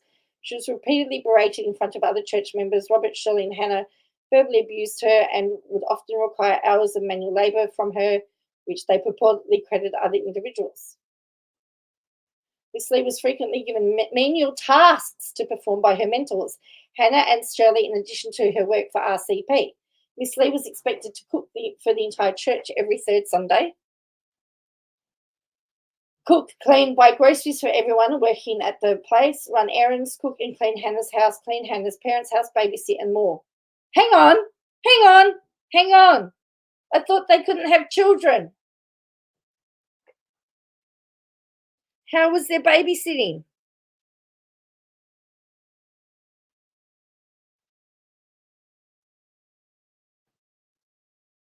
I thought Robert hated children.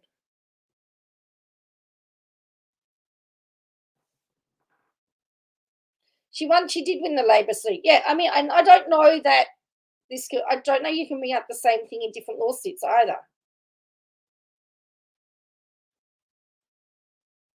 Miss Leigh was not paid for this in return for obeying her mentors and the church. Miss Leigh's finances were controlled by Shekinah, first by Shirley, later by Hannah. Shirley and Hannah even gave tithes and man of God donations on Miss Leigh's behalf from Miss Leigh's financial accounts. Despite not having control over her finances, not having control over how much she gave to Shekinah, she was instructed on tithes and offerings from the first time she went to Shekinah in 1999 until she left in 2022. Even tithes and offerings were talked about to and in front of Miss Leigh's and anyone for days. So again, it's just about the tithing thing. You've got that. Miss Leigh was told by Robert to submit all your finances to your mentor, give man of God cash. She was told to trust her mentors, don't ask questions. In addition to the money that they embezzled, Robert, Hannah, Shirley, Daniel, and Shekinah forced Miss Leigh to surrender personal belongings worth approximately $500,000 as punishment for trying to separate herself from their stronghold. Well, what were the belongings? First, in 2009, after Miss Leigh returned to Shekinah, Robert showed up at her residence unannounced with other church members, including cross-defendant Shirley Kim. They packed her belongings, took them, informing Miss Leigh that this was just an instruction and disobedience would not be allowed. Designer bags, bag clothes, shoes, jewelry, furniture, perfume. I thought she couldn't have any designer stuff. See how everything is contradictory?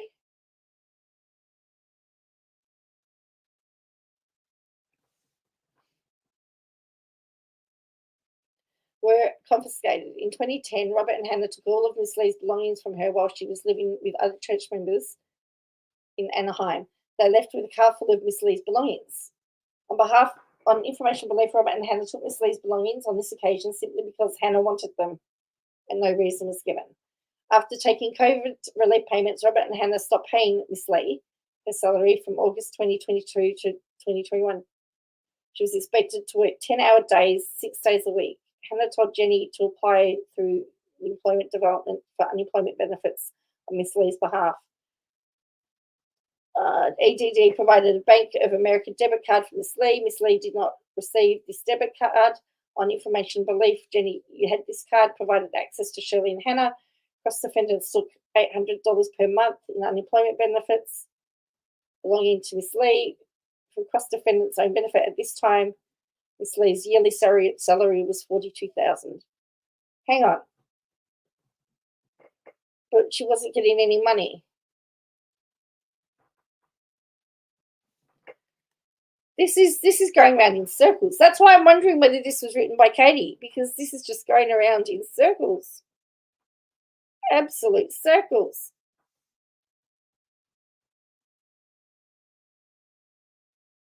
In my opinion. The Shekinah parties prepared Miss Leigh's tax returns for her time at Shekinah, failing to properly account for the labour and illegal transfer of funds. And don't forget, oh, you're confused too, Deanne? I'm confused. And here's the other thing. That CPA can only work with figures presented to them. If they're not presented with the proper facts, they can only submit the proper facts. You see what I mean? So she could possibly be quite innocent in all of it.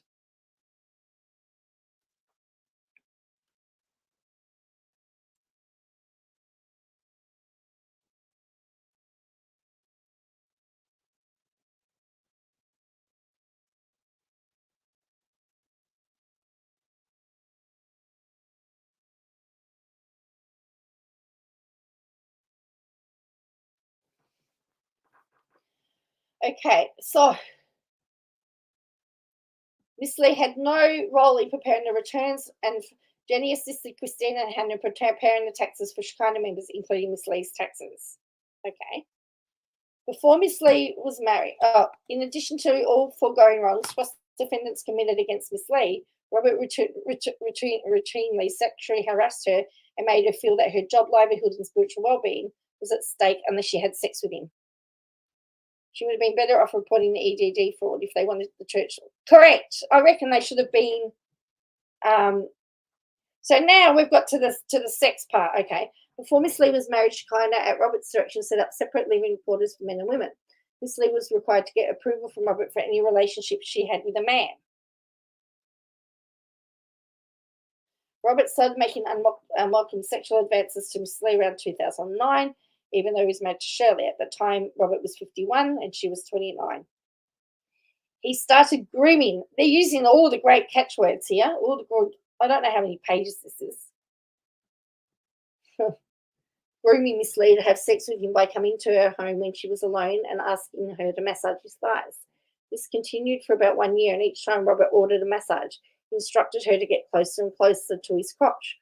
Robert's behaviour did not change once his relationship with Hannah began in or around 2010.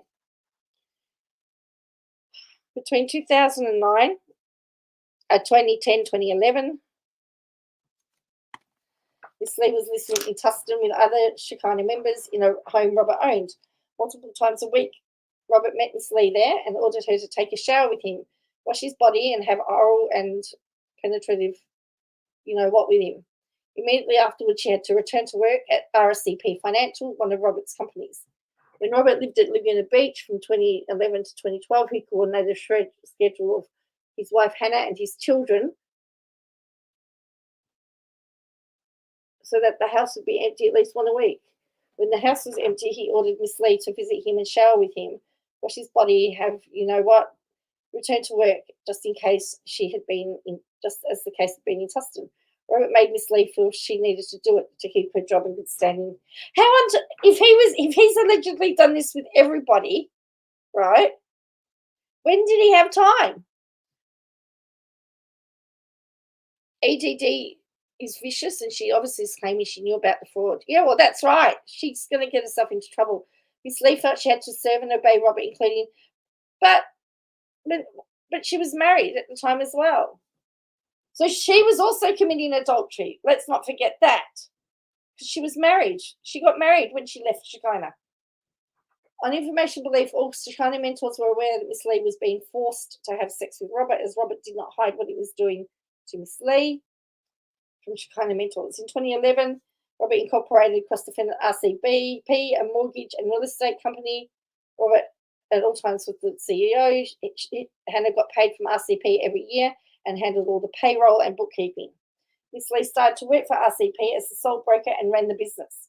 Robert was RCP's owner, but did no work for the business. Even when Miss Leigh left Shekinah in 2012-2014, Robert left her as the broker of record. On information belief, RCP made no money or performed no services between 2012-14 because Miss Leigh was the only employee who knew how to do mortgages.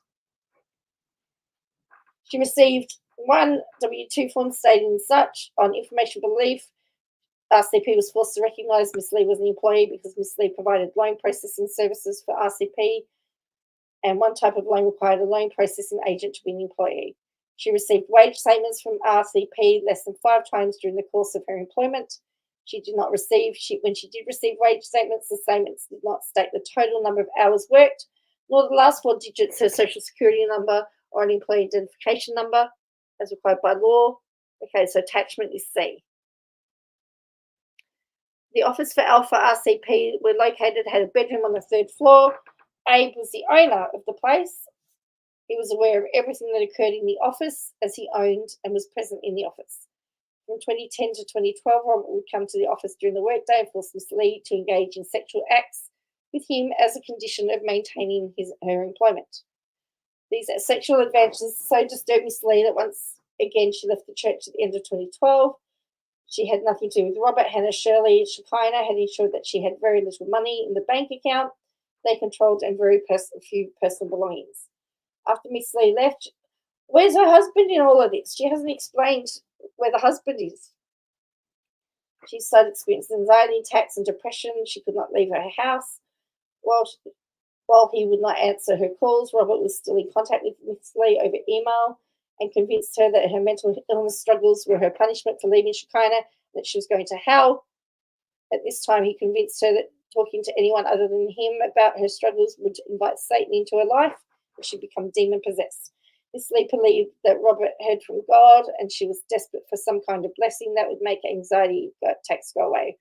Robert told her he could help her if she joined Shekinah, and so she did again in 2014.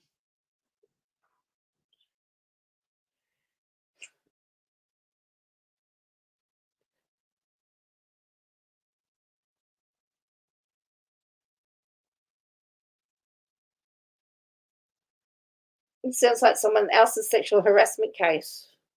It does, doesn't it? How is this related to KJ? After Miss Leigh rejoined in 2014, the manipulative and controlling behaviour worsened. In 2014, when she was out of Shekinah, Miss Leigh created Elisha Leigh Inc., a real estate company, and Elisha Inc., a mortgage company under a name.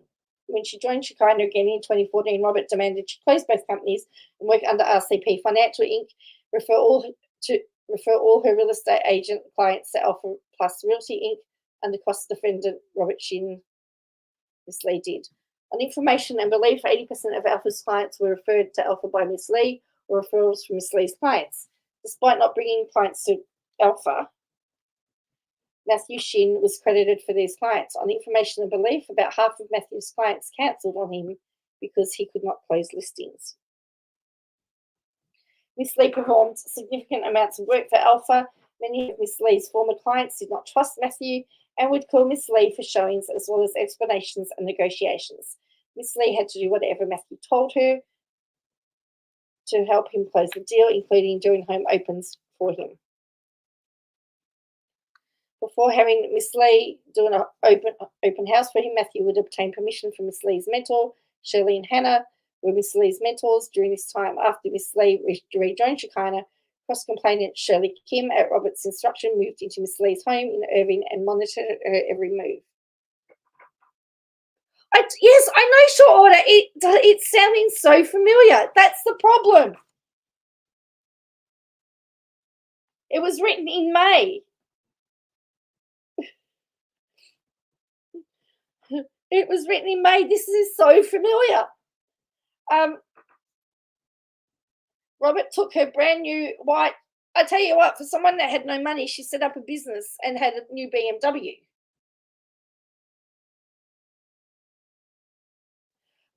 Robert took a brand new white 428i Capri BMW and gave it to Shirley and gave Miss Leigh a used Hyundai that broke down in the middle of the road 3 times. After the Hyundai broke down the 3rd time, Robert gave Miss Leigh another used car, an old Lexus that had over 50,000 miles. And this car broke down in the middle of the road, all while Miss Leigh was paying for the 428i BMW Shirley used. Shirley added herself to Miss Leigh's bank account, gave her no allowance, and demanded that Miss Leigh ask permission for anything that she wanted to buy.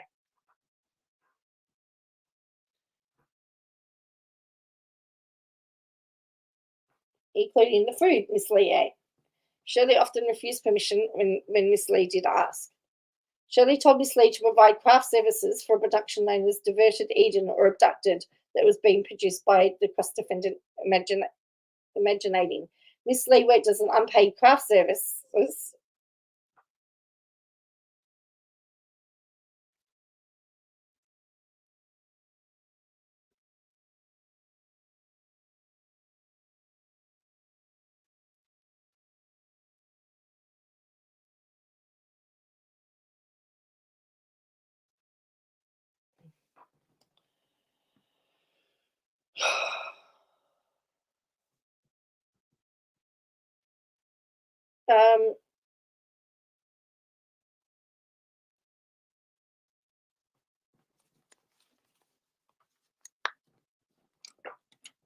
For over 10 hours a day, including prep time. Again, once Leigh was done with craft services, she was expected to perform mortgage and real estate work for RCP. She almost got into a car accident due to sleep deprivation after working 24 hours a day. However, Miss Leigh felt she could not work less to obey rules.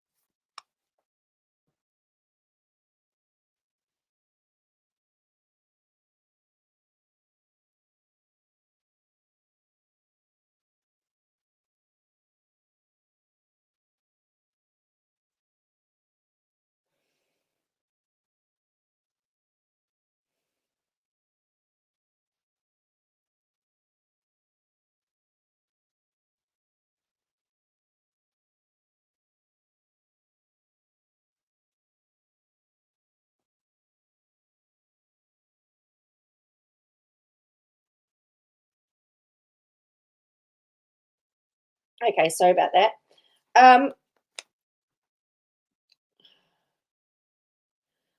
Shirley used Miss Leigh's bank account and credit cards to pay at least some of Imaginated's expenses from 2015-2017. On information belief, Miss Leigh was not the only Shekinah member paying for Imaginated expenses. Robert told Shirley to take money from Shekinah members to fund Imaginating. On information belief, Shirley and Hannah would call Christina and ask her which Shekinah members' bank accounts they should take money from to cover expenses, because Christina had access to members' financial information for tax purposes. Christina would tell Shirley whose account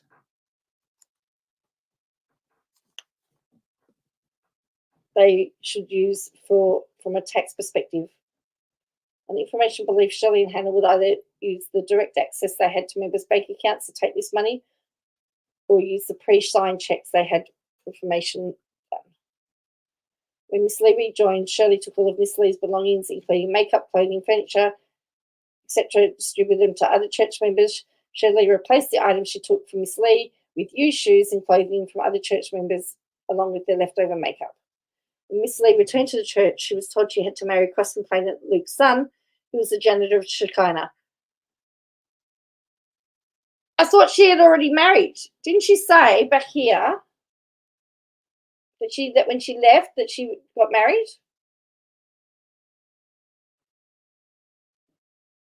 What happened to the husband?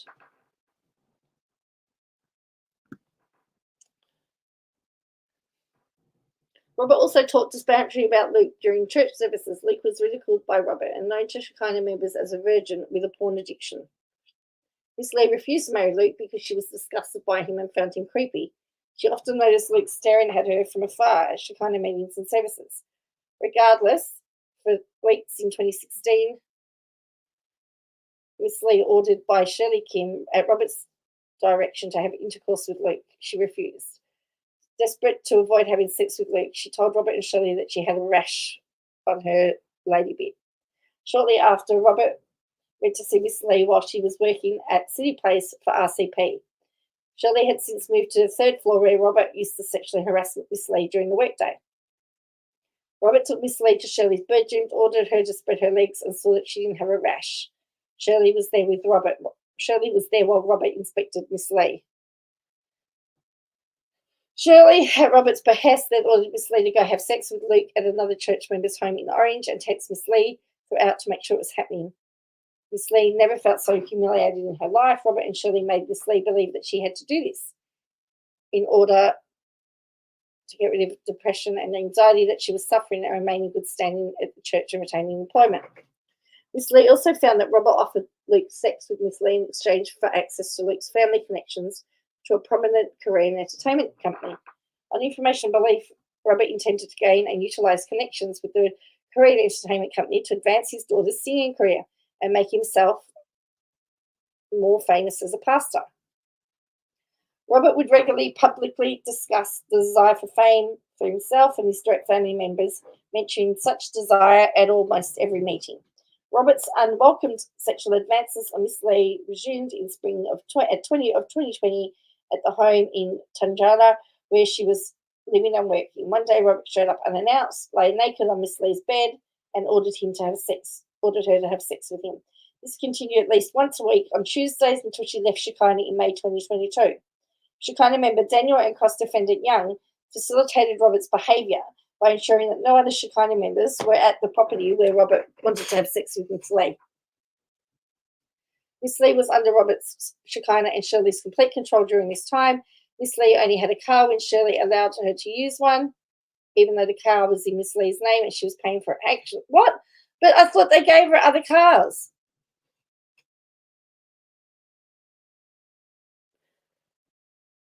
Miss Leigh only had a car when Shirley allowed her to use one, even though the car was in Miss Leigh's name and she was paying it. There were times she couldn't leave the property because there was no car. Despite the car being in Miss Leigh's name, she was frequently denied access to the car. Was this the BMW or was this the Lexus? Or was what? Shirley also controlled Miss Leigh's access to a mail and would selectively grant Miss Leigh access to a mail. Miss Leigh's phone number was under a group plan and not under her business.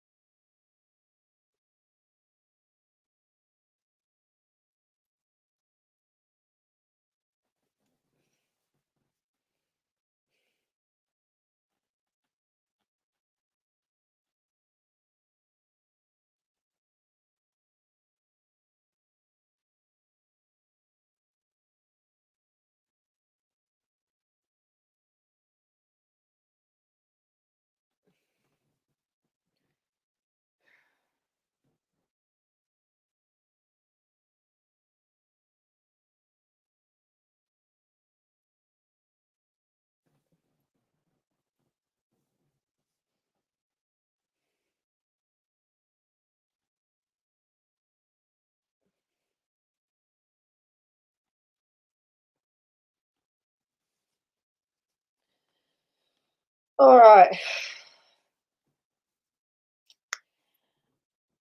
So, Miss Leigh. All right. And she was working in her room all day, 7 days a week. Miss Leigh left the house less than 20 times the whole year of 2020. Was that COVID?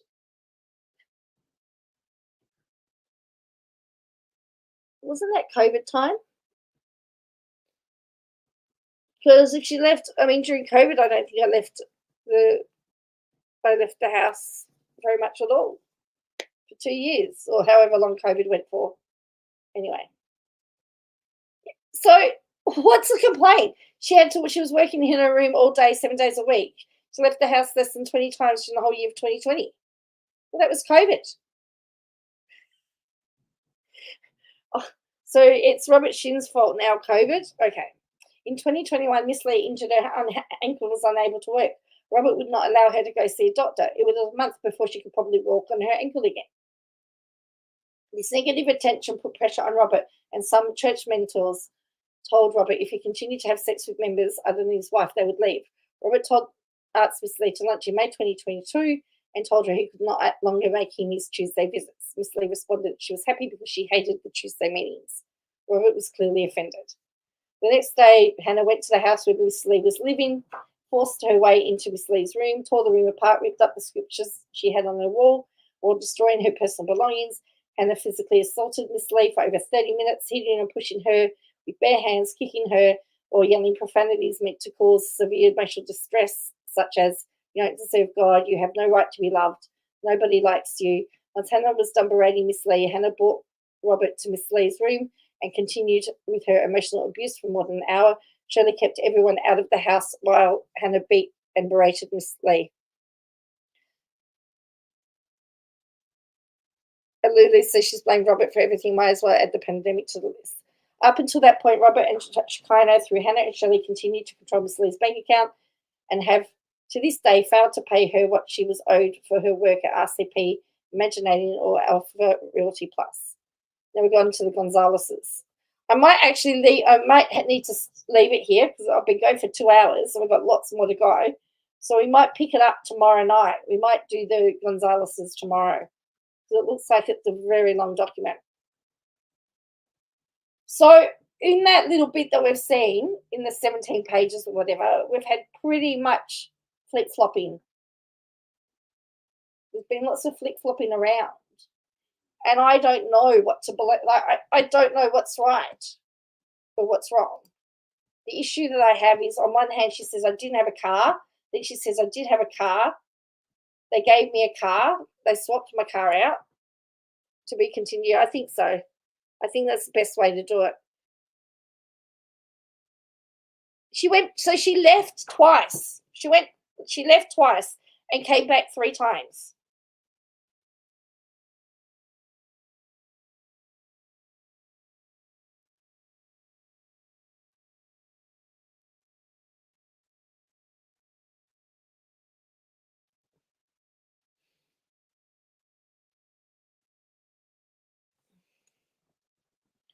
That's right, Lulu. I don't know what, because, as they've said, they've tarred them all with the same brush. Because it's associated with Shin. But here's the thing. We've not had any of the other people's claims yet as to what they've done. But it's all, didn't they think she was trying to extort him? Yes, because she wanted some ridiculous amount. Most of what she said, there's no way to put. I know that there are pay slips, I think, that are shown, and it's showing that it shows that most things are above board.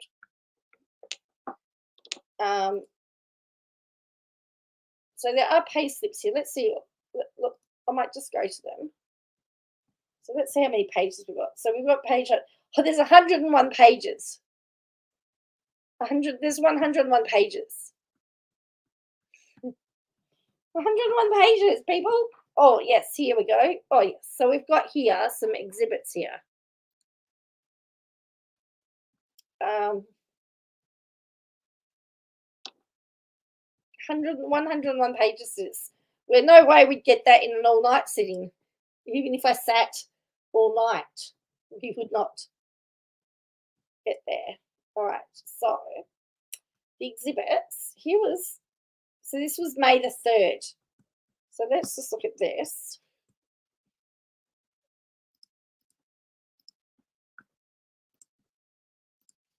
Okay, so Exhibit A was the Gonzales, the rental release there, okay. Atlantic 777 Inc. or something. So that's the rental agreement for whatever it is. signed by the Gonzalez, and it's also authenticated by Aubrey Fisher. Okay, I really haven't. I know that the thing is, a lot of this is what she's put in her rant. This is very interesting. This is the investigate. This isn't a court document. This is Kylie Douglas, her sexual battery thing. Suspect approached victim from behind and grabbed victim from the hips, and something moving thrusts in a sexual manner.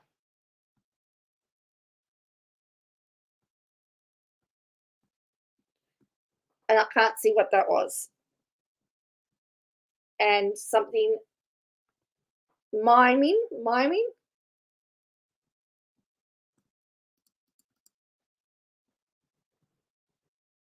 or mimicking thrusts in a sexual manner.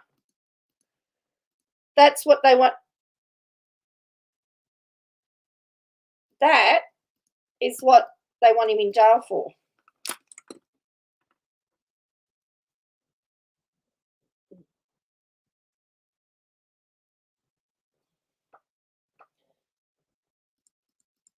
Look, he might be a really bad guy and he might not. So here is her pay slips.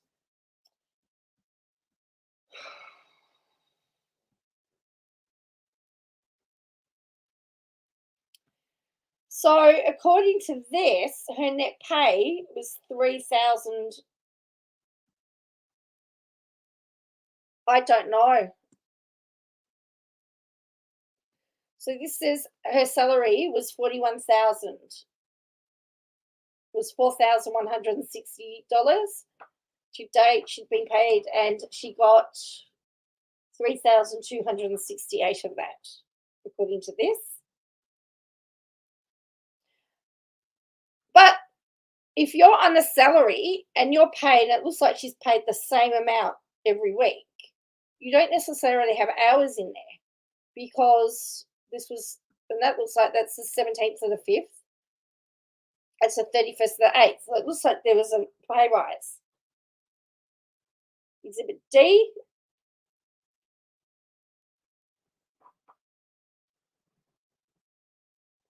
So this talks about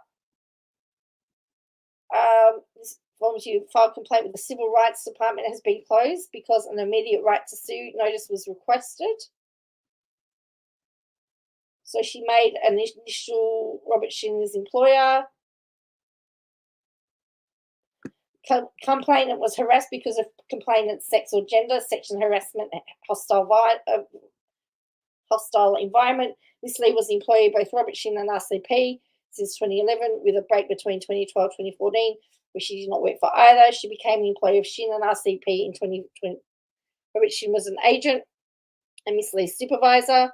Mr. Shin would come into RCP's office and force her to engage in sexual acts with him as a condition for maintaining employment. After Miss Leigh returned to work for RCP and Robert, their sexual harassment resumed. Again, in the spring of 2020, he would show up unannounced where she was working, get naked on her bed, and order him. That sentence doesn't make any sense. Why was there a bed where she worked? Mr. Shin would show up unannounced where Miss Leigh was working, get naked on her bed, and order her to have sex with him. This happened once a week until Miss Leigh left her job in May 2022. It is believed Mr. Shin subjected Miss Leigh to this unlawful conduct because she was a woman. Miss Leigh considered her work environment to be hostile, intimidating, offensive, oppressive, or abuse, but felt unable to leave. But she left several times. Young Bing Kim knew and assisted Robert Shin in harassing Miss Leigh by ensuring that no other individuals were present at the property. Okay. So that was the proof of service. So for that, so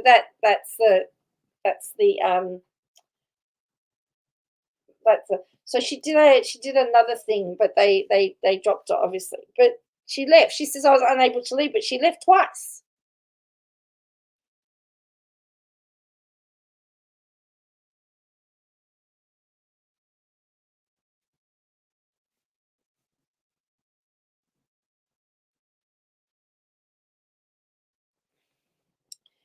So anyway,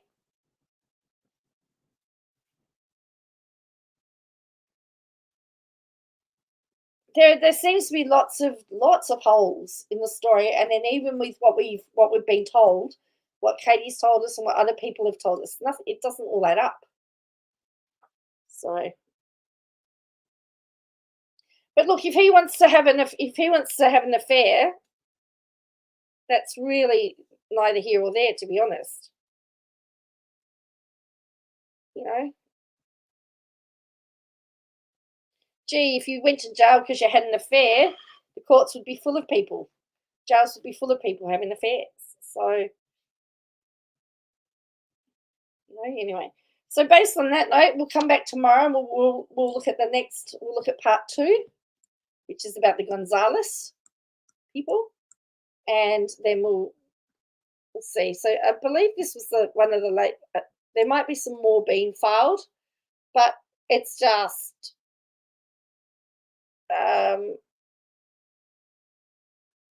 again, I've not seen anything about 7M. And Kalia, she joined in 2021. That's when 7M started. But so far, we've not got anywhere about 7M, and yet they did a whole documentary on something that didn't exist, and talking about the bit about her marriage too. Yeah, I see. She said, I'm going to look at that again, because I'm sure she said she left the first time and she got married.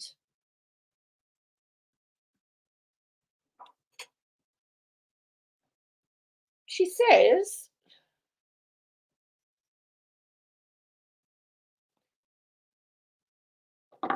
all right, let's have a look here. Oh, look, I'm trying to make sense of it. It's not making any sense to me. So I don't feel bad. And I'm not saying that it should make sense to me.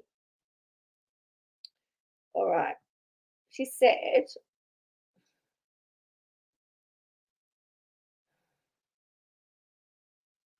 you see, Miss Leigh managed to extricate herself from the church in 2004 and got married in March 2008. Then he called her in 2008 and she rejoined the church. She joined in 2009. But what happened to the husband?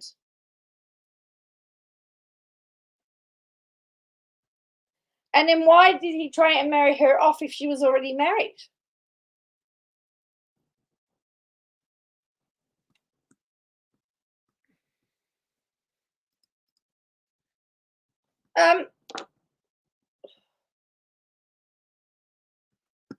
What like, we've not heard what happened to the marriage. So I'm really, really confused. I'm really, really confused. So I think, as much as they say it's not about Miranda, the whole doc is about Miranda. They threw Shin in there for good measure by the sounds of it. Says short order cook. Well, they had to. I mean, if they did it about church, no one would pay attention, because everybody would go, "Oh, this is just another church documentary." They had to make it sound exciting, didn't they? But in my opinion, they've misled everybody. So anyway, all right, I'm going to head off now. I will catch you all tomorrow sometime, and yeah, we'll continue down this journey. So if you could hit like and subscribe, and I'll see you again tomorrow for part 2 of this rabbit hole. Bye for now.